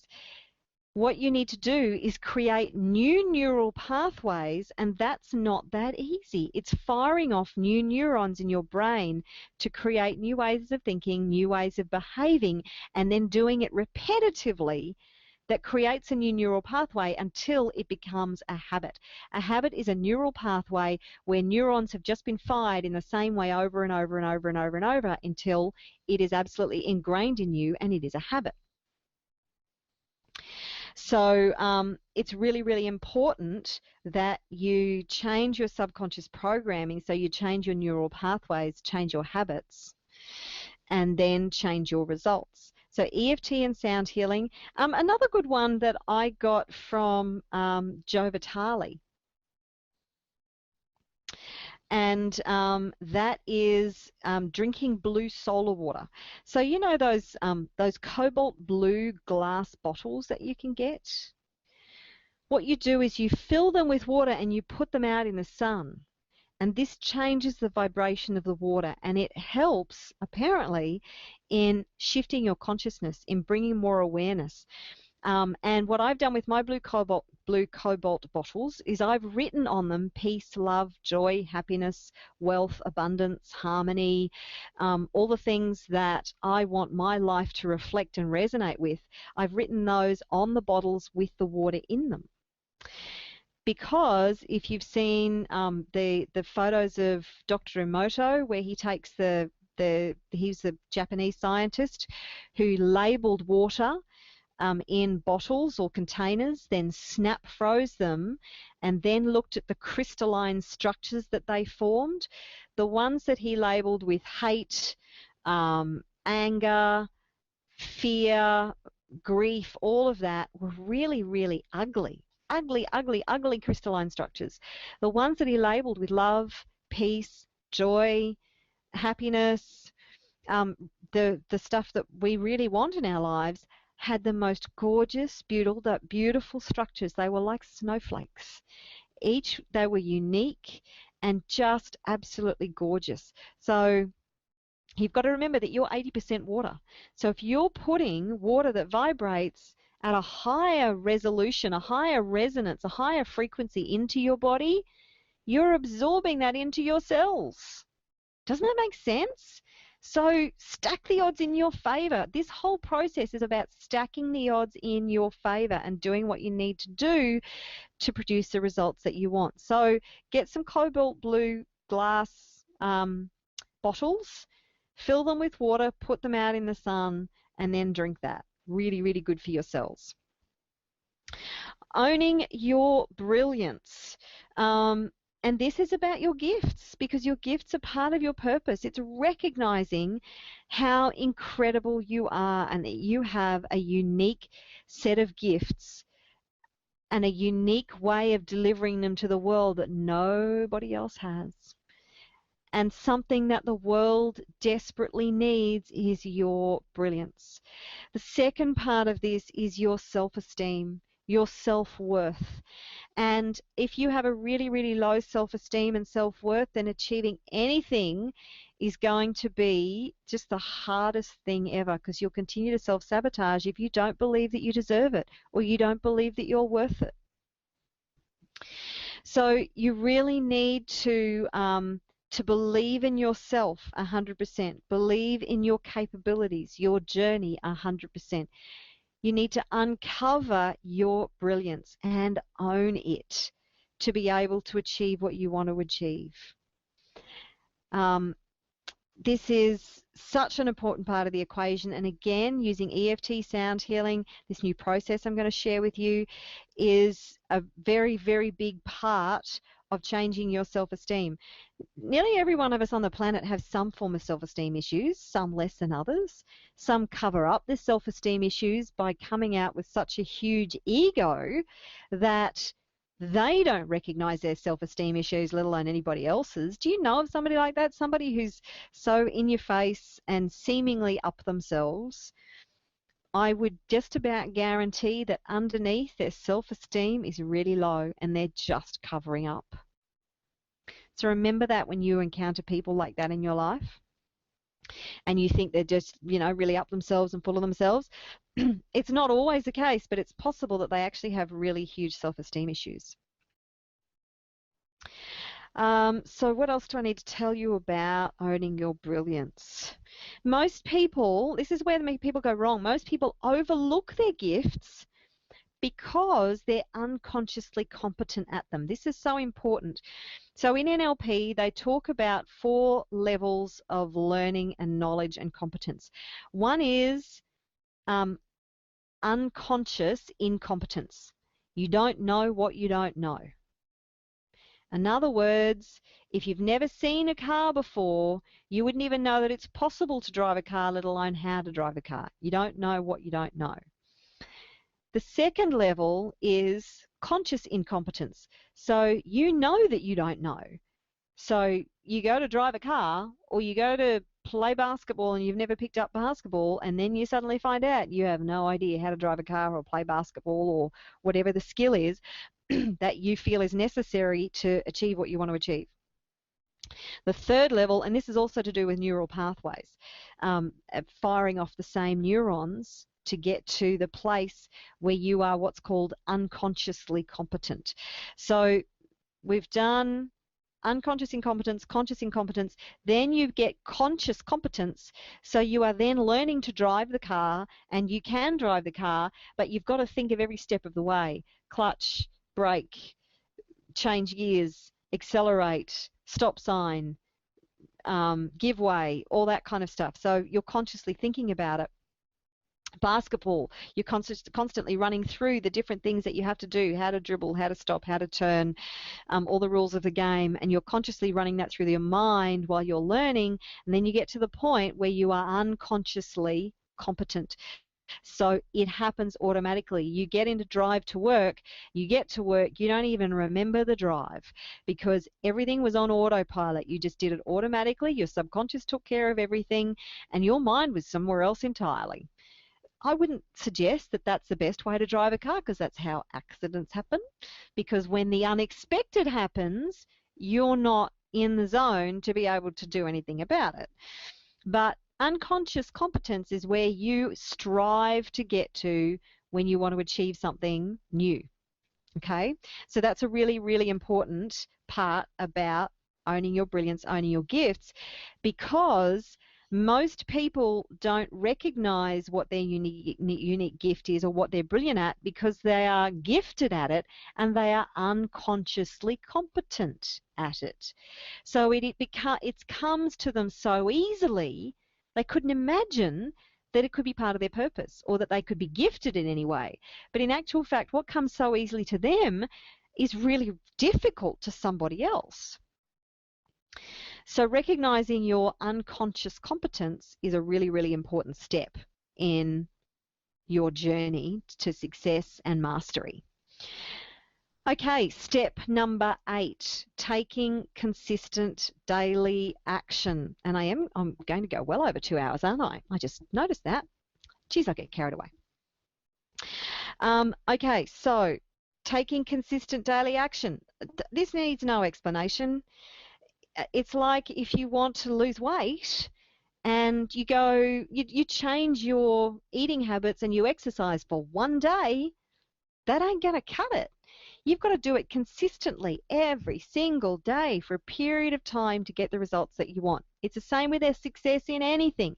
If you want a relationship to change, you can't just work on it for a day and expect everything to turn around.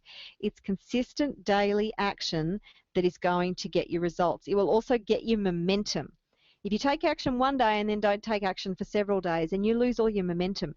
The more action you take, and it's really important that you do 3 to 5 things every single day toward your goals. Now, there's a story about this where there were some astronauts. This was an actual study done by NASA with their astronauts. Pardon me, just taking another glass of water. And they put goggles on them. You've probably heard of this story, but I love it. They put special goggles on them that actually turned their entire world literally upside down. So these goggles flipped the image that they were seeing. Now, if you know the way the eyes work, the eyes actually do that naturally. They take in your environment and then they flip it, and then the brain has to flip it back. So these goggles flipped their entire world. Can you imagine seeing everything upside down all the time? How hard would that be? Now, they made the astronauts keep these goggles on for certain periods of time. Once they hit, I think it was between 26 and 28 days, but it was a significant amount of time of having them on consistently. They didn't even take them off at night. They had them on 24/7 for that 26 to 28 days. Once they hit that period, the brain figured it out and it flipped the image back up the other way. So they were seeing the world right side up again. Yes, it took the brain a while to figure out something, or the brain knew there was something wrong, but it actually ended up figuring out what to do about it. So it was solving the problem the whole time. Okay, I'm seeing this upside down and this is really uncomfortable. How do I make this comfortable again?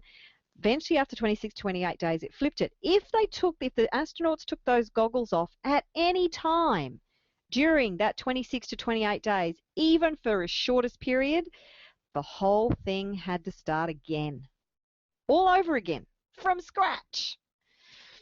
So this is why they say it takes 26 to 28 days to develop a new habit, right? And this is what's really important, that you take consistent daily action to produce these new habits, these new ways of thinking, these new ways of doing things, so you can produce the results that you want. Okay, now, I mean, that's consistent daily action. That's just makes total logical sense. So I don't think I have to labor on that one too much. The mistakes that people make is, as I said, not being consistent for the long term. You've got to be in this for the long haul, guys. This is not a short trip. This is your life we're talking about. So you've got to be consistent for the long term. They don't wait till they get traction, because it can be hard when you're learning a new skill, or when you're starting to do things differently. It can be hard, and it's not necessarily terribly pleasant or joyful in the beginning, because you're struggling with new concepts, with new ways of doing things that you've never done before. And the other mistake that people make is, again, not acknowledging what they've achieved. So they beat themselves up for what they haven't done right, or what they get wrong along the way, because you're going to fail. Let's face it. Let's be realistic here. When you're starting something new, or you're trying to change your habits, or you're trying to change your results, you're going to fail, because you're locked into one way of thinking, well, you're not locked in, but you have been locked into one way of thinking, one way of doing things for a long time. I don't know of a way to change everything overnight. I seriously don't. I know of a way to change things fast. I know of several ways to change things fast. But there is still a lag time. That's part of one of the laws of the universe. There is a lag time between what you desire, taking the action, and actually having it turn up in your life.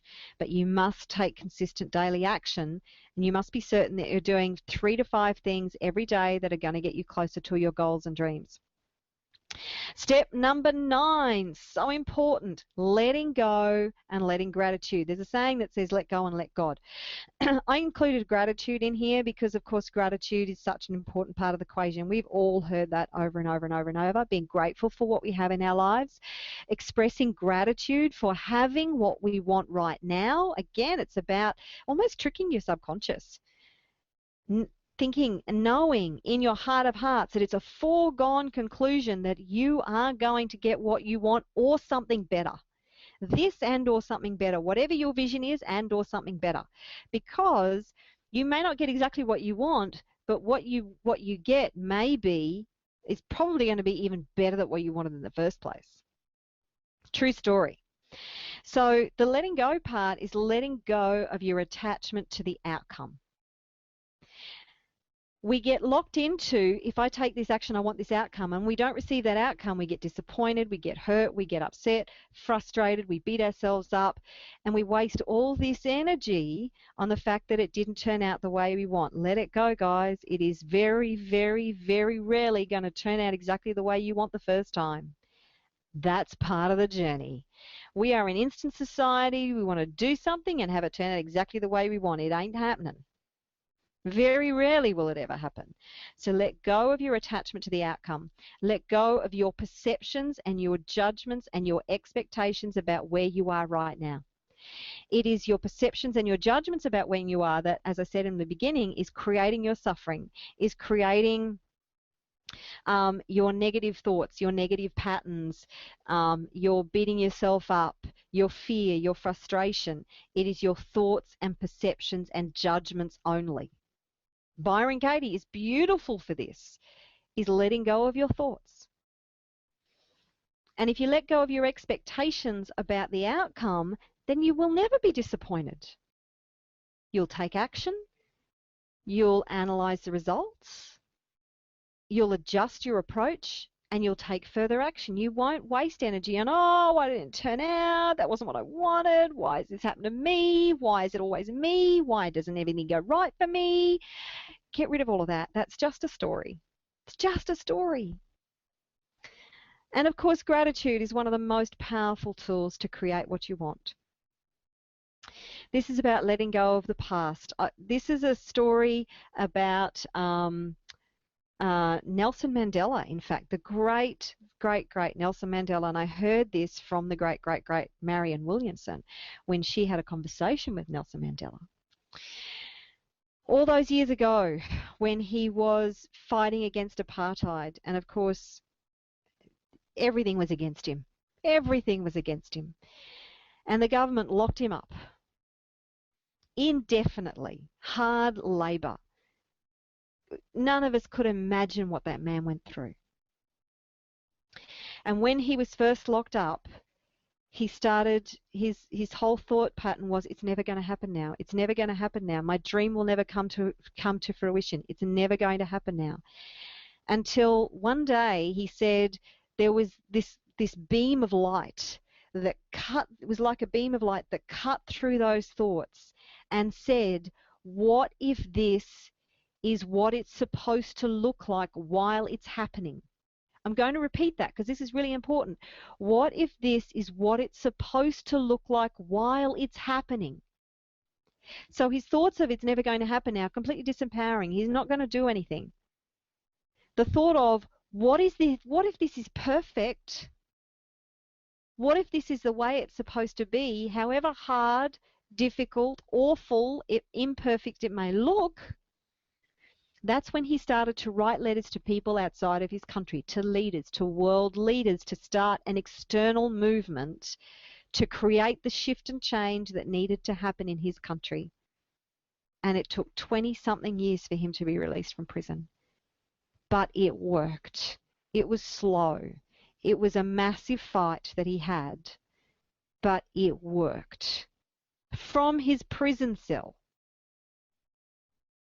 So maybe your life isn't the way you want it right now, but maybe it's perfect. The universe doesn't give you necessarily what you want. It gives you what you need.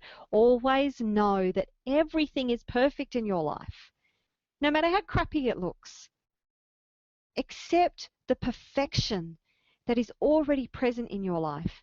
And once you see things differently and you let go of your judgments and perceptions about where you are right now compared to where you want to be, you will be empowered to do something about turning it around. And I don't mean that you need to be locked up in a prison cell and it needs to take 20-something years for it to happen. It can happen a lot faster than that. Okay. All right, so I've given you tons and tons and tons of information. What I'm going to do now is what else do I need to do? Okay, so the 7 most common blocks to success. Fear of change. Most of us as humans fear change. We like the status quo. No matter how uncomfortable where we are, it's still within our comfort zone. And change means putting us outside of our comfort zone, and we fear that greatly.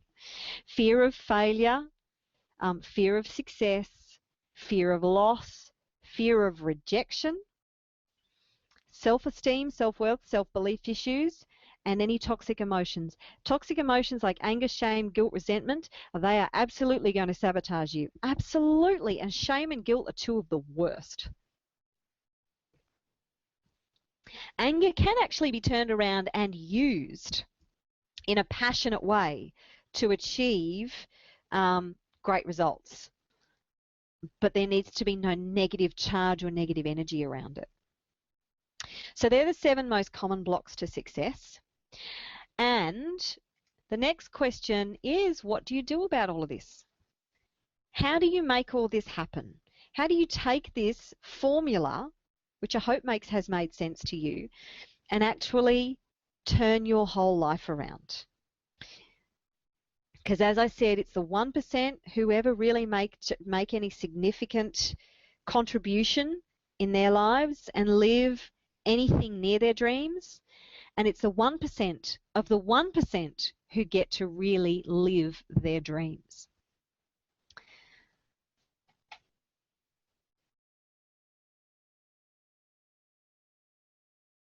Excuse me, sorry, I just had to mute myself there because I swallowed some water down the wrong way.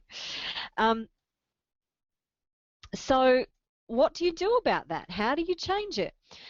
This is where I do have a program. If you want to join me, if you want help with this, I have a 12-week program of intense weekly breakthrough sessions. It's all about stepping into divine abundance, living your purpose, and putting all this into practice and getting results fast. I don't believe in instant overnight results, but I do believe in stacking the odds in your favor and getting results a lot faster than you will doing on your own. And I do not want you to think for an instant that you can't do this on your own. Of course you can. You can do it on your own, but it's probably going to be quite protracted and take you a long time, a lot longer than you really want. If you want results fast, you need to put your hand up and ask for help in some way. So this is a way that I can offer you the help that will get you a lot further down the track a lot more quickly. And I am not saying by any stretch that I'm going to completely turn your life around in 12 weeks and that you are going to have everything in your life exactly the way you want it. What this program will do is teach you the tools and techniques. It will fast track you, but it will teach you the tools and techniques and give you a level of mastery that you can take into every single area of your life to turn your entire life around. So we will be covering the 9 steps to align with your soul's wealth resonance. So I'll show you how to do all of those things. We'll put your wealth and success into hyperdrive. So you'll master strategies, tools, and techniques that will help you to put your wealth and success into hyperdrive, help to develop your own holistic wealth consciousness, uncover and clear limiting fears, emotions, and belief systems that are holding you back. We will build I will work with you to build self-esteem, self-worth, self-confidence, and let go of any lack of self-worth that you have that's stopping you. Helping you to detach from your outcomes so you can take action and then not get all frustrated and upset because it hasn't turned out the way you want. That's all about shifting your consciousness, which we will be doing consistently every week. Developing the level of faith, belief, and trust, and this is so important. Having faith in yourself, having faith in the universe, believing that you can do it, trusting that it's already happening, that it's already happened, that you just have to meet it there. Once you put a thought out there, a vision out there, it's actually already happened. It's up to you to take the action to realize it in your life. You will get to live from a place of inspiration, and I will show you how to overcome procrastination. So there's several things that you will get out of that's not all that you'll get out of the program. I couldn't list everything that you will personally get out of the program because everybody will get something different, but you will get a lot out of this 12-week program. So some of the features and benefits, loads of EFT and sound healing. Every week we'll be working to have breakthroughs, plus this new technique which is called the instant miracle process. Clarity and certainty about your future. There is no substitute for having clarity and certainty that you are on the right track and that you are doing the right things to get you to where you want to be. The uncertainty is what brings a lot of people unstuck. They don't know, they're unsure. What if I do this and it doesn't work out? And that's why a lot of people don't take the action they need to take. Connecting with like-minded people. This is so important because your environment is critical to your success. So connecting with like-minded people is really, really important. Obviously, expanding your consciousness and awareness over the 12 weeks, you will be amazed at who you become over this 12-week process from where you are right now to where you will be after the 12 weeks. Borrowing benefits is something that I just love. I have been to so many workshops where other people have gotten up to work on their stuff, and before I know it, they have triggered something in me that I didn't even know was present, a belief system or an emotion or something that has been really stuck within me. Because whenever we connect in this way, there is always a thread, always, always, always a thread. And sometimes somebody will work on something and just trigger something in you that you may not have even realized was there and may not have uncovered on your own. So borrowing benefits and working in a group like this is so powerful. Accountability. Every week, you'll need to take action, and having that sense of accountability to be able to turn up and say, you know what, I took the action, I did what I needed to do, and I got results, whether they were the results you wanted or whether they weren't the results that you wanted. There's a sense of accountability and momentum that you will build over these 12 weeks of taking new actions, which builds those neural pathways and the new habits that you want over the space of those 12 weeks. By the end of the 12 weeks, you will think, feel, and act very, very differently. And of course, we will practice gratitude. We'll have a look at your results and celebrate your successes each week.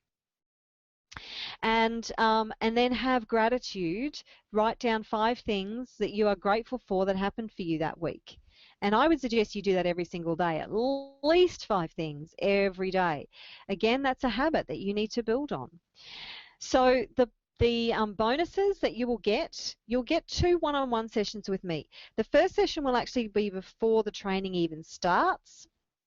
And the second session will be at a time of your choosing during the 12 weeks when you feel you need the greatest breakthrough. Now, those 2 sessions are valued at $794 because it costs $397 to have a single session with me. So those 2 one-on-one sessions alone are valued at $794. Now, as well as this, because after the 12 weeks, you are going to need continued support. Yes, your life will be different. Yes, you will be different, but I want you to maintain the momentum. So what I'm going to do is actually give you 3 months of membership to my inner circle, which is a very elite group of people who are invested in their success. And this is like VIP mastermind group. And that's valued for the 3 months at $1,491 because it's $497 a month to be a part of that group. Bonus number 3 is expert interviews on copywriting. I did these interviews with a master copywriter. His name is Scott Jr. And copywriting, you may be wondering what the hell, why would I want to listen to copywriting? Copywriting is one of the most valuable skills you will ever have. It's selling on paper. Being able to write great copy could make you be the difference between making a few $100s and making you millions. Writing the right copy is absolutely priceless to your future. So being able to, and if you want to pay for copywriting, seriously, if you wanted to pay for 1 page of copy for a good copywriter, you will be paying about $10,000 for that copy. I am not kidding. So there is a reason that they charge that much, because these skills are so incredibly valuable. So, I mean, I put a value on that of $497, but ultimately it'll be worth way more than that to you in the long run. In 2012, I did a joint venture with Scott Jr. and we did the Conscious Wealth Summit. Now there are 14 recordings in this of experts on consciousness, on marketing, and on mindset. So there were some huge experts on this. On Facebook, we had Joe Barnes, Chris Farrell, who's a huge internet marketer, Kurik Ashley, who's massive on mindset, Casey Zeman, who is a webinar and YouTube expert, Natalie Ledwell, who is one of the founders of Mind Movies. She was on there. So huge information on these recordings, and you'll get all those for free. Bonus number 5 is there will be an exclusive Facebook support group where you can get support 24/7. And I forgot to put my my little graphic in here. If you full pay, so you can either pay in installments or you can full pay. For the full pay bonus, you will get a VIP breakthrough and mastery day. So there will be a very elite group of people we will spend the day together just doing breakthrough after breakthrough after breakthrough after breakthrough. So that will be a very intense day, and that will be scheduled toward the end of the 12 weeks so you can get the most out of it. So now all of this is valued. You're going to see this crossed out, because if I was able to actually do the presentation properly, it would do the graphic where it crossed it out. But the actual value of all of that is $5,479. That's without the VIP Breakthrough and Mastery Day. The VIP Breakthrough and Mastery Day for the full pay bonus is worth $1,997. So with that, the whole package is $7,477. But of course, you don't pay that today. The value, the price is actually going to be, or it is, $1,479. And that's what the price will be when I take this to the public, because you're already on my list. I mean, you may have come in through Google Hangouts, so maybe you've come in the back door, or maybe you're not quite on my list yet. But most of the people here on this webinar today are from my list. They're very loyal and faithful. Thank you very much for being a part of my community, our community. But in 3 days' time, the price will be $1,479. For today, Where'd my slide go? Oops. For today, it's actually $997. I don't have a slide with that on it. But the actual price today is $997 if you take action in the next 72 hours. So before midnight, Wednesday night, US Eastern Standard Time, it's $997. Now, you don't have to pay that up front. All I'm asking for in the next 72 hours is a refundable deposit of $97.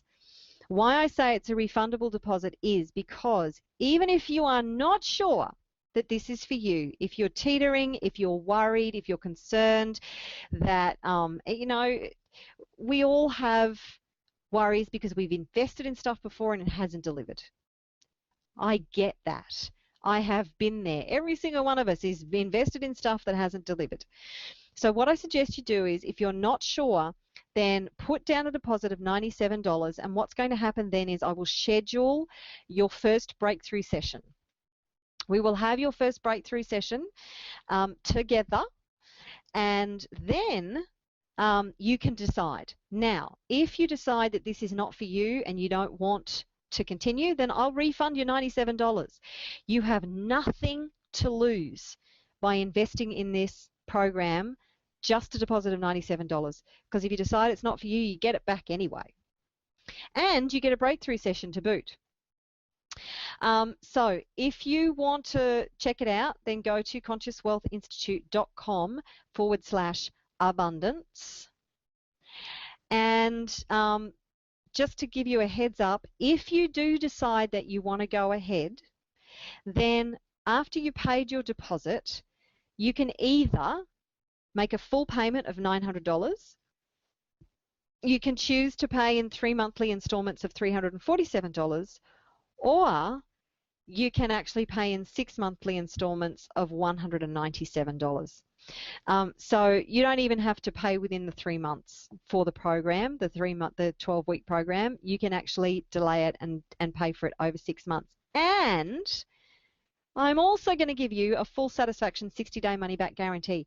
So you can participate for the first 60 days in the program, and if you decide that it's not for you, then I will give you all your money back, no questions asked.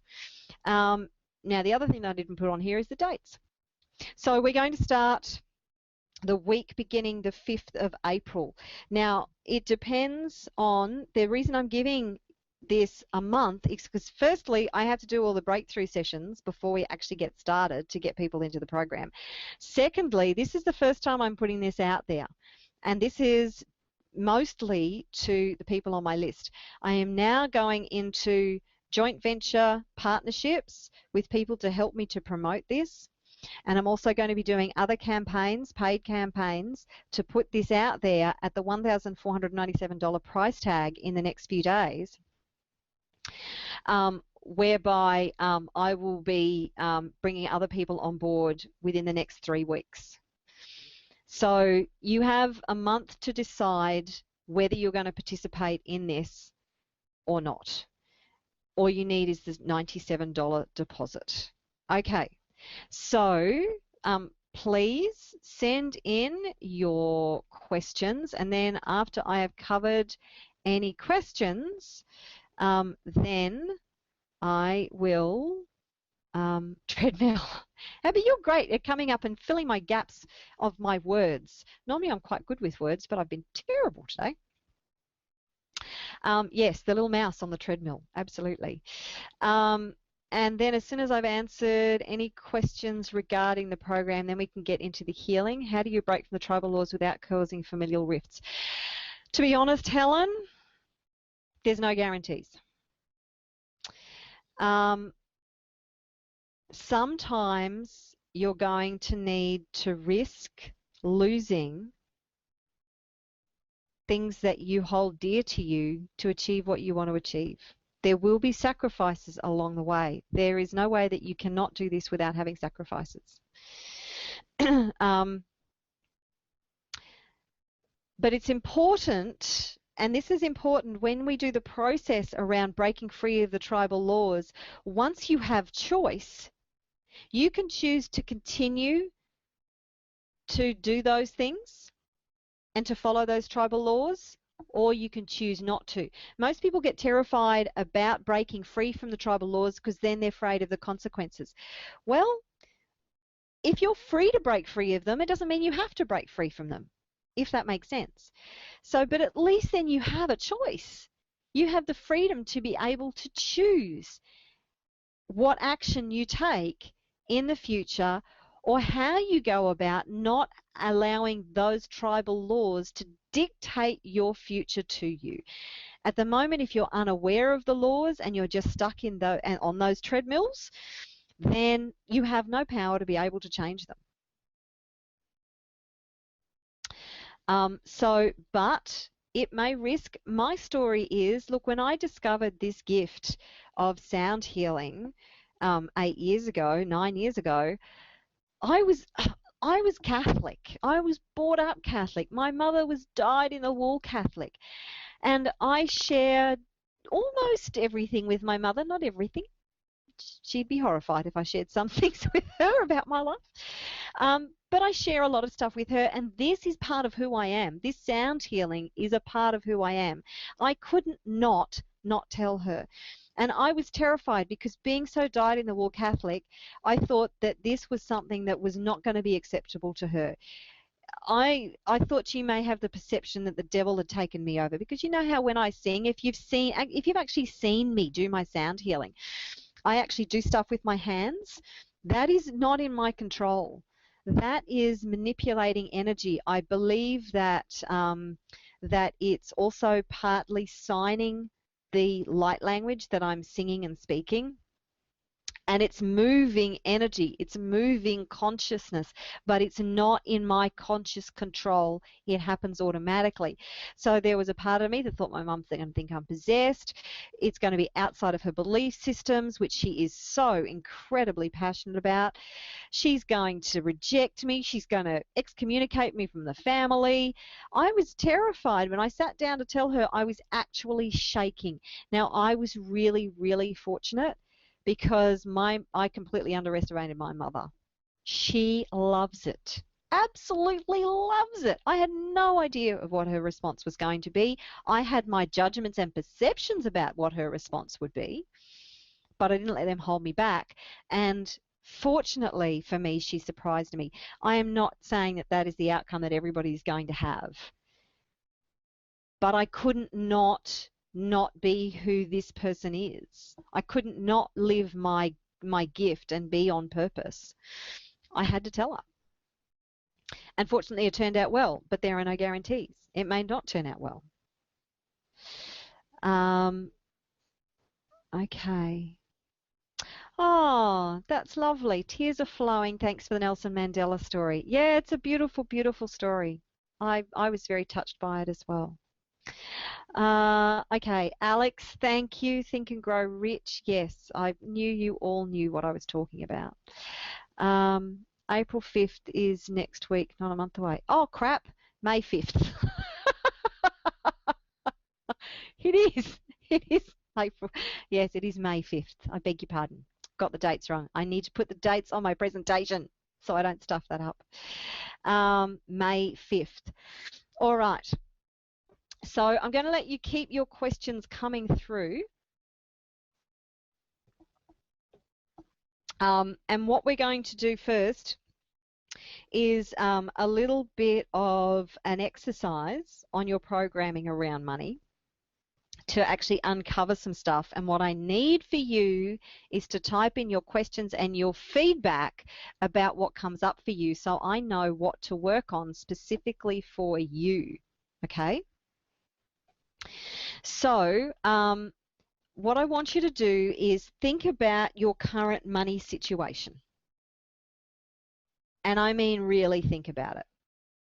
Any debts that you have, any bills that are unpaid, any fear that you have about your future, judgments and perceptions about your current situation, bring it all up. Think in real terms about where you're at financially. And as you think about your current situation, I want you to recognize how you feel about it.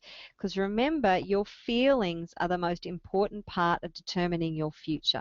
So if you have anxiety, fear, frustration, anger, shame, guilt, sadness, regret, all of that is keeping you out of alignment with your financial, with what you want financially. And this goes for your health or your relationships, your success, whatever it is. If your finances are all under control, then think about the areas of your life that aren't in control. And then really, really, really think deeply about what those feelings are. What is the dominant feeling that you have? Find where it is in your body and any thoughts that come up. Are there thoughts of, I don't have enough, it's too hard, I'm sick and tired of struggling,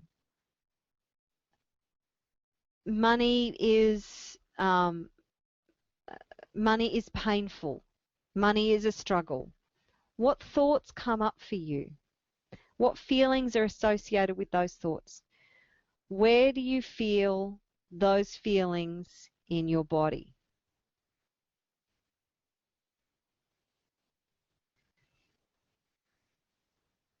Really get into this. This is really important. I know it's uncomfortable. That's the point. It's our discomfort that keeps us out of alignment vibrationally. And it's resolving the discomfort that will allow you to align with what you want vibrationally. This is a part of your journey. This is part of you breaking out of your chrysalis. So really feel as deeply as you can those feelings. Really feel them. Allow them. The more you allow them, the less they can exist and persist. So allow them, feel into them, feel where they're most intense. So wherever they are in your body, go into the most intense part of that. And if you can go in even deeper, go into the most intense part of that. And send it love. Send this part of you unconditional love. No matter what this part of you, because this is a part of you. It's not separate from you. This is a part of you. It's a part of who you are. Send it unconditional love. The more you accept yourself fully, deeply, and completely, the less these feelings can exist.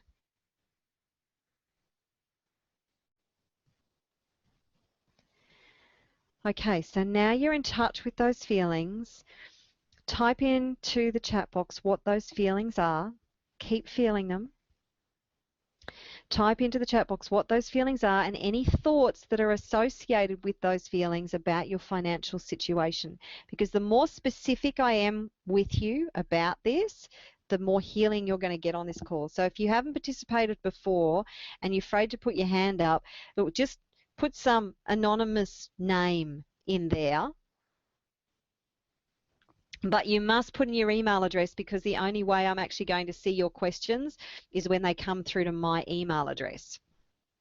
So you must actually put in your proper email address, but you can put in any name you like. And I won't say your name. Helen, yes, I am singing in tongues. Light language is the language of the angels, or the language of light, and it is singing in tongues. Oh, look at that. Look at all these questions. I'm so sorry, guys. If you have wondered why I've missed your questions, and I've been wondering why I haven't been getting that many questions, you know where they've ended up? In my junk email. Okay, let's have a look at these questions. Right back in the beginning, what kind of questions may we ask? Any kind of questions you want. Hi. How can I eliminate my overwhelming doubt as quickly as possible? Yeah, feel it. Feel it now. Feel it now, and we'll work on that doubt. So whatever doubt you have, feel where it is in your body. And we probably are going to go over the 2.5 hours, but I hope you found it valuable so far. Loving it. Thank you, Kylie. Great. Oh, that was a Buddhist proverb. That was that one about pain is inevitable, suffering is optional. Thank you for telling me that, Patricia. Awesome. Okay, just flicking through all the questions and the statements. Got some great feedback, guys. Thank you.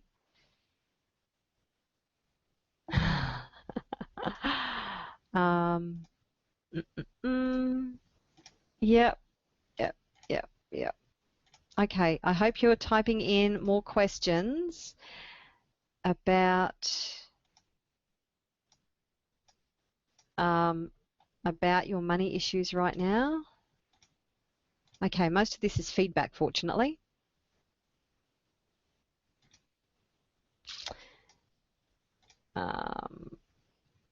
Oh, somebody didn't have any sound. I have been getting lots of feedback and questions, so sorry if you were the person who didn't have sound, but obviously you can't hear me, so I can't help you with that. Okay.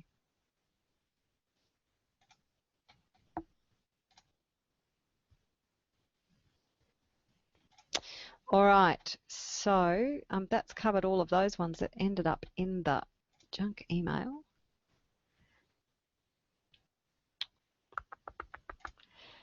Okay, frustration, limited, furious. Oh, just after midnight. Wow. In the UK. Yes, this will be recorded for anybody who has dropped off the line. A lot of fear coming through, anxiety, despair even. Okay, frustration, limited, furious.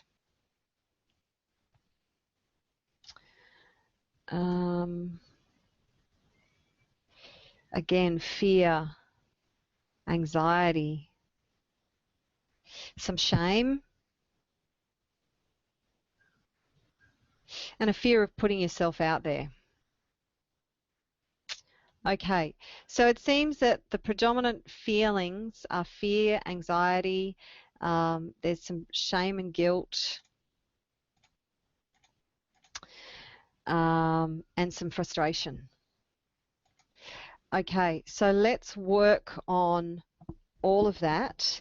So I gather that it's fear that there's not enough money, perhaps?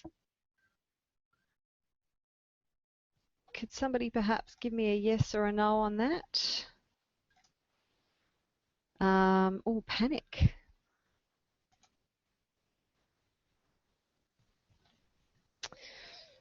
Okay.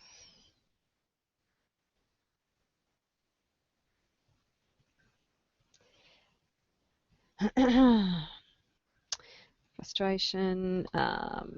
Okay, I'm just writing some of this down so I can tap on them with you and then do some other healing stuff with you.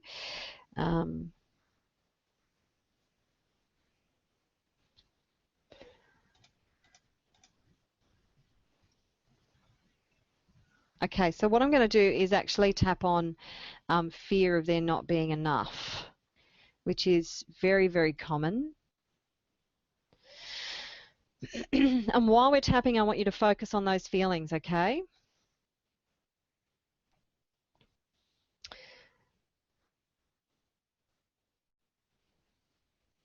All right.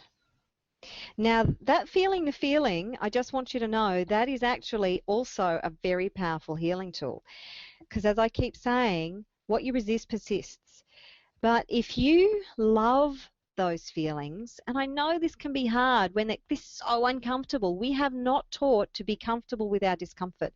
So they're so uncomfortable, we want to push them down, we want to run away from them, we want to numb them. We do things like we get addicted to stuff. We get addicted to working, alcohol, drugs, television, exercise, all of these are ways to numb our feelings and not have to feel them. There is no way that you cannot feel these feelings and overcome them.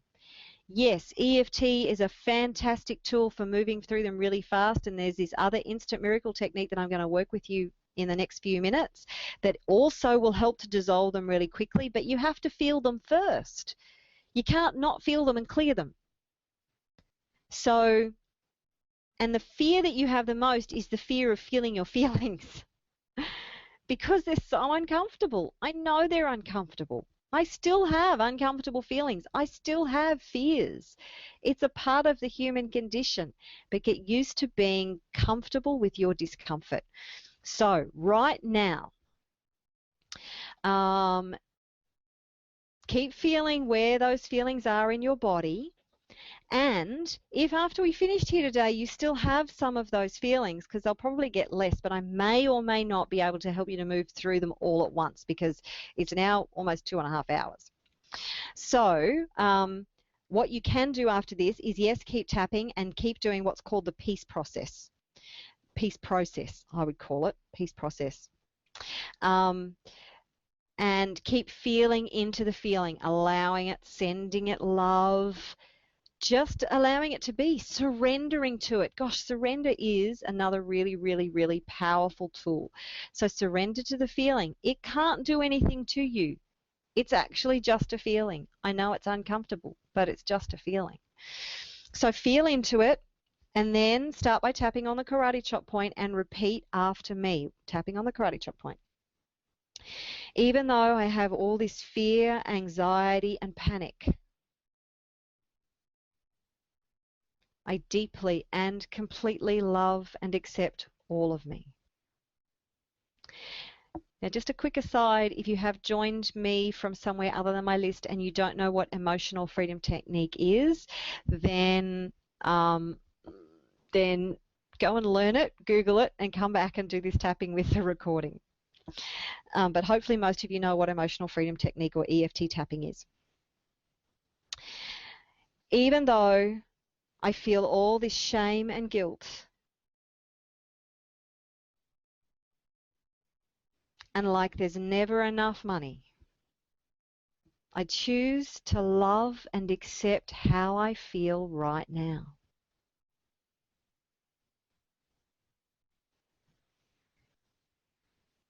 Even though I have all this fear that there's never enough money,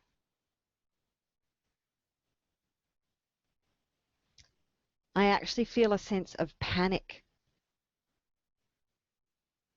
I choose to love and accept who I am and how I feel right now. Okay, now tapping through the points, starting with the inside of the eye. All this fear around lack of money. Outside of the eye, I think of all my debts and bills. Under the eye. And all this anxiety and panic wells up inside of me.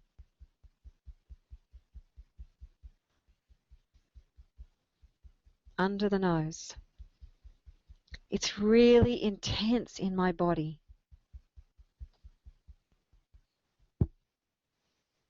Chin point. I can feel it right now.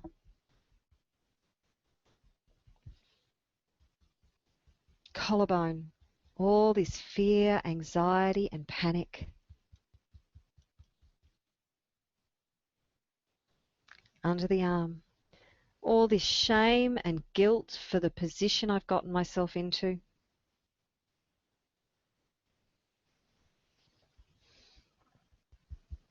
Top of the head. All this shame because of the mistakes that I've made.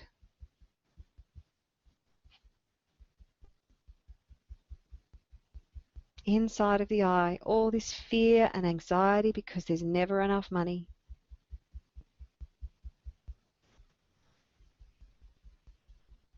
Outside of the eye, no matter what I do, there's never enough. Under the eye, And I'm afraid of losing everything.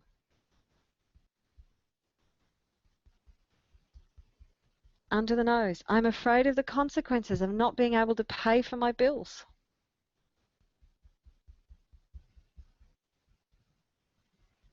Chin point. Bills piling up, never enough money.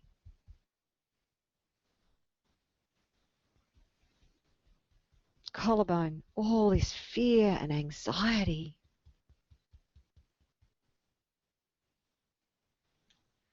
Under the arm. All this shame and guilt.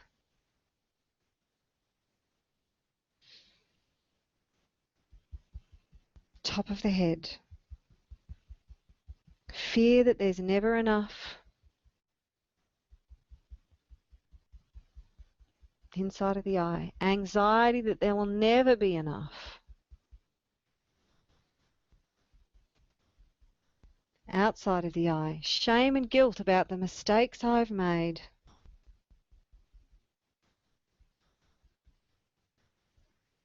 Under the eye. How did I get myself into this mess?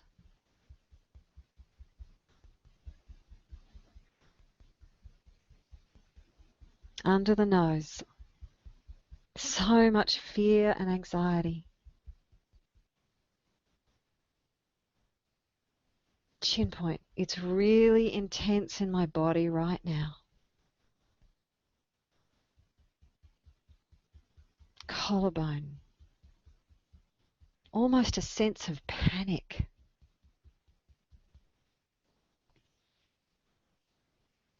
Under the arm. Afraid that I'm going to lose everything.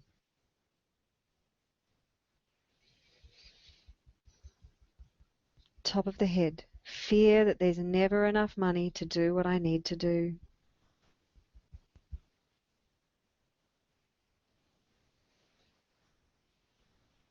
Okay, take a deep breath.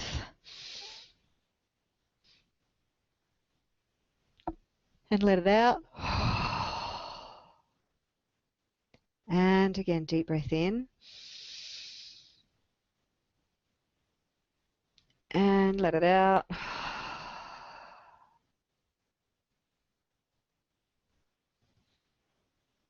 Okay, I want you to keep feeling into that feeling. Where is it in your body now? Has it shifted? Just follow the feeling. Is it less intense? Has it changed in nature? Have your thoughts changed? And this is where a lot of people don't really understand the process of EFT, in that the videos, the blogs, the podcasts that I put out that have EFT in them are a guide. It's really, really important that you got some more things coming through about money. It's really important that you write down your own feelings, your own story, and tap through that. That is the key to getting most success with EFT, is actually tuning in to and tapping on your specific feelings, your specific story, your specific thoughts around money. The EFT tapping videos that I do are a guide, and they will shift some stuff, but you'll get much better results if you do your own tapping. So continue to feel into that feeling. What I'm going to do now is something called the instant miracle processes, which is what I've just come back from the US with. Now, this process it's an energy transfer. And I was in the second group of people who have been actually given the ability to use this process. You have to go through Christian Michelson's group to be able to do this. Christian Michelson is one of the top coaches in the world, well, at least in the Western world. And he has developed this process over the years, and he has enabled a group of us, quite a small group of us, to be able to do this. So what I want you to do is continue to feel into that feeling, and what I'm going to do is this instant miracle process for you to help you to release it. What I want to help to install is the belief that there is always enough money. So I'll just check in with the group.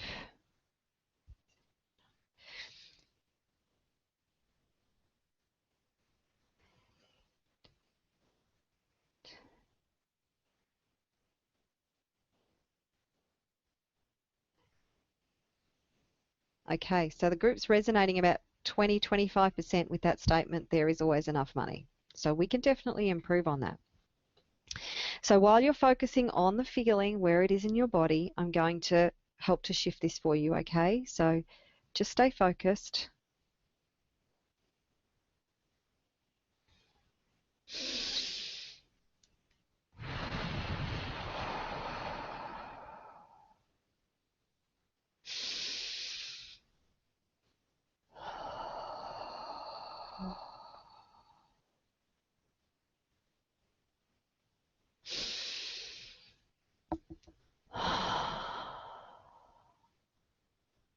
Okay. So just continuing to feel that feeling. Has it moved? Has it shifted? Has it changed in nature?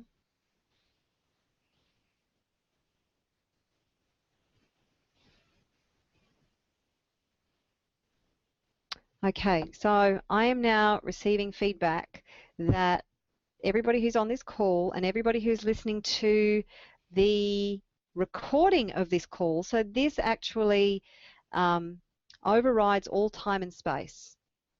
So whoever listens to this call, whether it be now, whether it be 5 years from now, will have the belief system installed that there is always enough.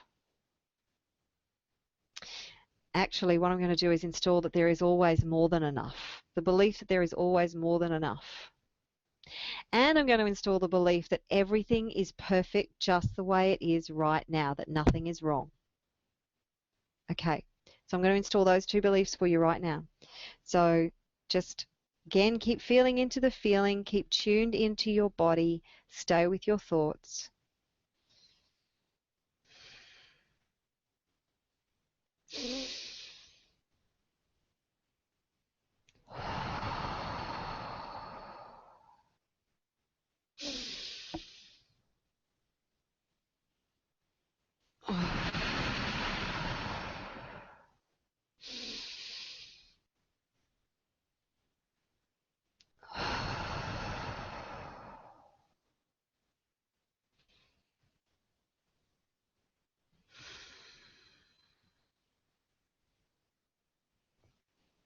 Okay.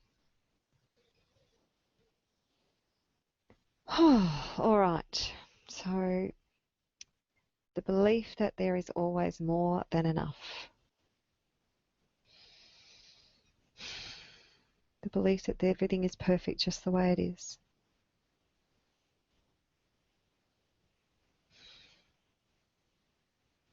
Okay.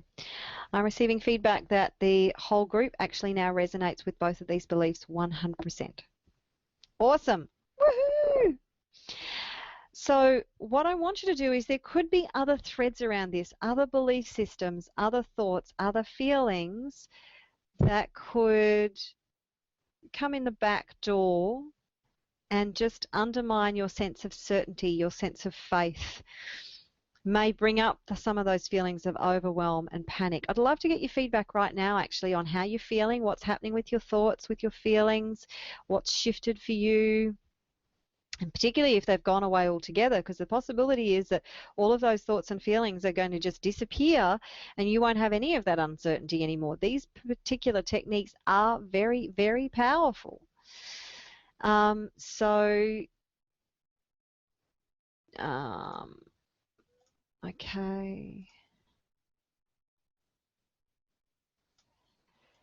All right, so getting some great feedback, some real breakthroughs, and the feelings are shifting and changing.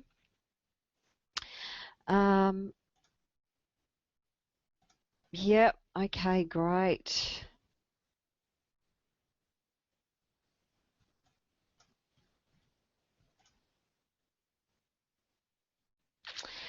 Okay, and I'm not going to, we are up to the 2.5 hour mark now, and for some people it's gotten very, very late. So here in Australia it's only 11:30 in the morning. But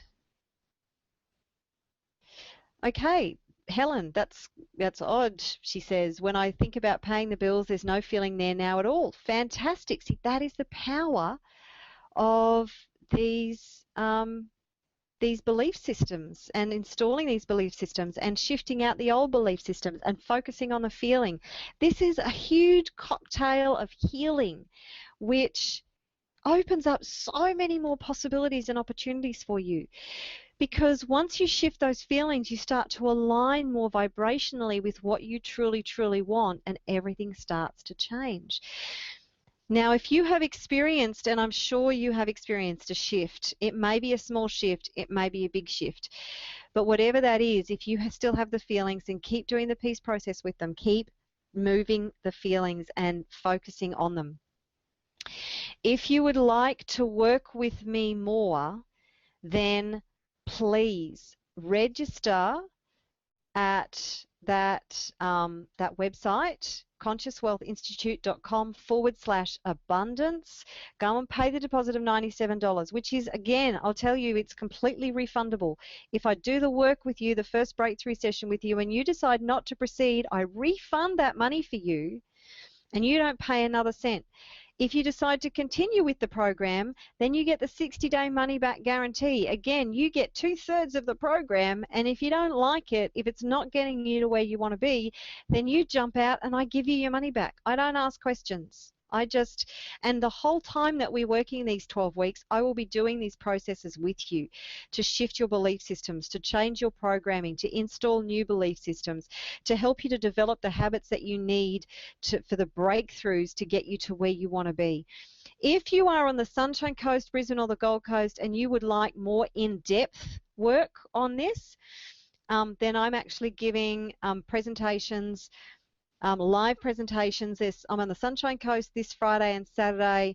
I'm in Brisbane next week. I'm on the Gold Coast a week after that, I think. All the dates are at consciouswealthinstitute.com/wealth-happiness-freedom. So if you are able to get to any of those, it's just $47. $47 to come and spend 4 hours with me. I will be going through this information again, so you get immersed in this again, but I will also be doing these processes again and doing the healing on this.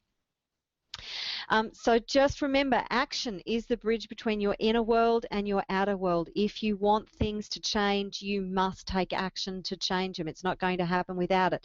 The other thing that I want to share with you is that 10 things that separate the winners from the wannabes. Firstly, having your clarity, your vision. Writing down your goals. Do you know you're more likely to achieve your goals? 95% more likely to achieve your goals if you write them down and then review them every day. 95%. I'm telling you guys, this stuff is going to stack the odds in your favor. All it takes is writing your goals down. Having a plan. If you don't have a plan, you are planning to fail. Having some control over your environment. Life will happen. You can't totally control your environment. But by controlling your environment, I mean having some sense of control over the people that you hang around. So you hang around people who hold you up, support you, encourage you, applaud you when you succeed. Those people will be just huge in your success. What you're reading, what you're listening to. Turn off the television. It's always full of rubbish anyway, and negativity. So it's what you're allowing to filter into your system. Anything that enters the system affects the system. So be careful of what you're reading, listening to, exposing yourself to, watching, who you're talking to, what you're talking about. Also visually, what's in your environment, what's in your workspace. Do you like being in your workspace? I have plants in my workspace. I recently made sure my workspace was more organized because I hate having a disorganized workspace. So I put more shelves in and I put my crystals up and that kind of environment. Your environment's important, your technology environment, your mindset environment, all of these stuff really important. If you need to upgrade your skills in any way, shape or form to get you to where you want to be, exceptionally important. Taking responsibility for where you are right now. This is Another important step, mastering your psychology, getting a coach, having mentoring. Gosh, this has been the most, getting a coach and mentoring has definitely been the most important step in my life in getting me to where I want to be. So do whatever you can to get coaching and mentoring. Even if, I mean, if you don't have any cash to spare, if you have if your credit cards are all maxed out, then the least you can do is go to the library and get personal development books, books on success, books on financial wealth, and immerse yourself in those and allow those things to be your mentors in the short term until you get some traction, get some finances together, and until you can work with somebody who really resonates with you. It's really, really important when you're choosing a coach or a mentor that you choose somebody who really resonates with you, your belief systems, your outlook on life, who you really connect with personally. So if not me, if not my program, find somebody else and somebody else's program. Please go and do that. It's really, really important. Taking consistent positive daily action and never, ever, ever, ever, ever give up. You cannot fail until you give up. There is no such thing as failing. There is just failing to take action. There's failing to participate. The only failure is the failure to participate. Your fortune is always in the follow through. And if you don't take action now, when? Are you still waiting for everything to be perfect? Are you still waiting for all your ducks to line up? Are you still waiting for you to have all the resources in place for it to be easy? It's not going to happen, guys. It just isn't. Okay, that's my presentation. And I only went 15 minutes overtime. I'm very proud of myself. So please, I will stick around for the next 15 minutes if you would like to keep sending through your questions, your feedback. Thanks, Margarita. What else did you do? Okay, the instant miracle technique, like I said, is it's actually being attuned to the energy. So when I went to the US and I did this workshop, the great Christian Michelson, all hail Christian Michelson, an awesome, awesome, awesome guy, definitely one of my mentors. He actually tuned us into the energy of the instant miracle process. So there are, I think, 95 of us. There were, I think, 20 in the first group last year whom he tuned in, and about another 75 in the group that I've just been in the world, and we came from all over the world, who are now tuned in to be able to do this process. It's called the instant miracle process, and yes, it is very powerful. The change that it's made in my life is unbelievable. Those feelings have dissolved. Fantastic. And the reason I like combining the EFT with this process, and just also let me say that during the, I'm not going to do the sound healing now because I am way over time. How to send love to something like guilt. I'll finish my other thought first. There goes the squirrel again, darting off in a different direction. During the 12 weeks, I'll be doing a lot of sound healing as well. So the sound healing actually integrates the instant miracle process and shifts the vibration to a whole new level. But I do have run out of time today, and I know it's very late where some people are. I think in the UK it's like about 2:45 in the morning or something. So if you've stuck with me in the UK, congratulations, that is awesome. Feeling more sense of calmness, was despair, now has lifted. Do you see how powerful this stuff is, guys? Can you imagine being immersed in this for 12 weeks? 12 weeks of immersing yourself in this stuff and changing your habits. There is no doubt that this program will change your life. It's just whether you are willing to take chance on you and give yourself permission to do something about this for you. Now because I love doing this so much, I'm actually going to do an encore of this. So if you're listening to the recording and you'd like to hear it live, if you'd like to sit in on it again, I'm going to be sending an email out about an encore in the next couple of days. I will cover the same information, but I will do more healing. And I will actually try to give the healing a little more time, but no guarantees because I do tend to prattle on a lot. So if there's any other feedback, questions, please let me know. There's still stuff coming through. Lady V, thank you so much. You're supporting me unbelievably. Vanessa, just sending so much feedback and tweets and stuff. Yeah, okay. Well, I don't have any questions at this point. So either I've done too good a job, you're all healed and you don't need to work with me anymore, or you have no questions and I've been very clear about my program. If you have any questions over the next few days, then please send me emails.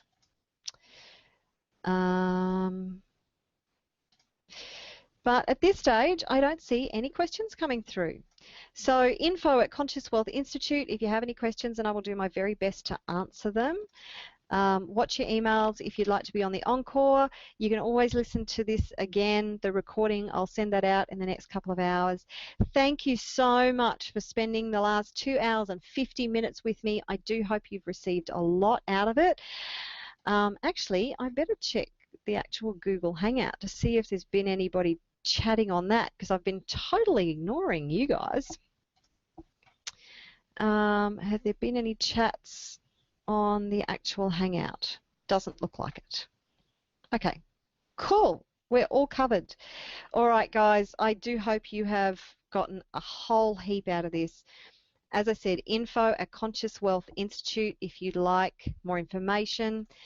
That's the website to go to, consciouswealthinstitute.com/wealth-happiness-freedom if you would like to come to my live presentations in the Sunshine Coast, Brisbane or the Gold Coast. Or if you want to pay that deposit, come on board to the program and just explore the possibility. Have the first breakthrough session and then make the decision as to whether you want to invest in yourself for the program. That is consciouswealthinstitute.com/abundance. I look forward to connecting with you guys in the future on the program and having your first breakthrough session with you.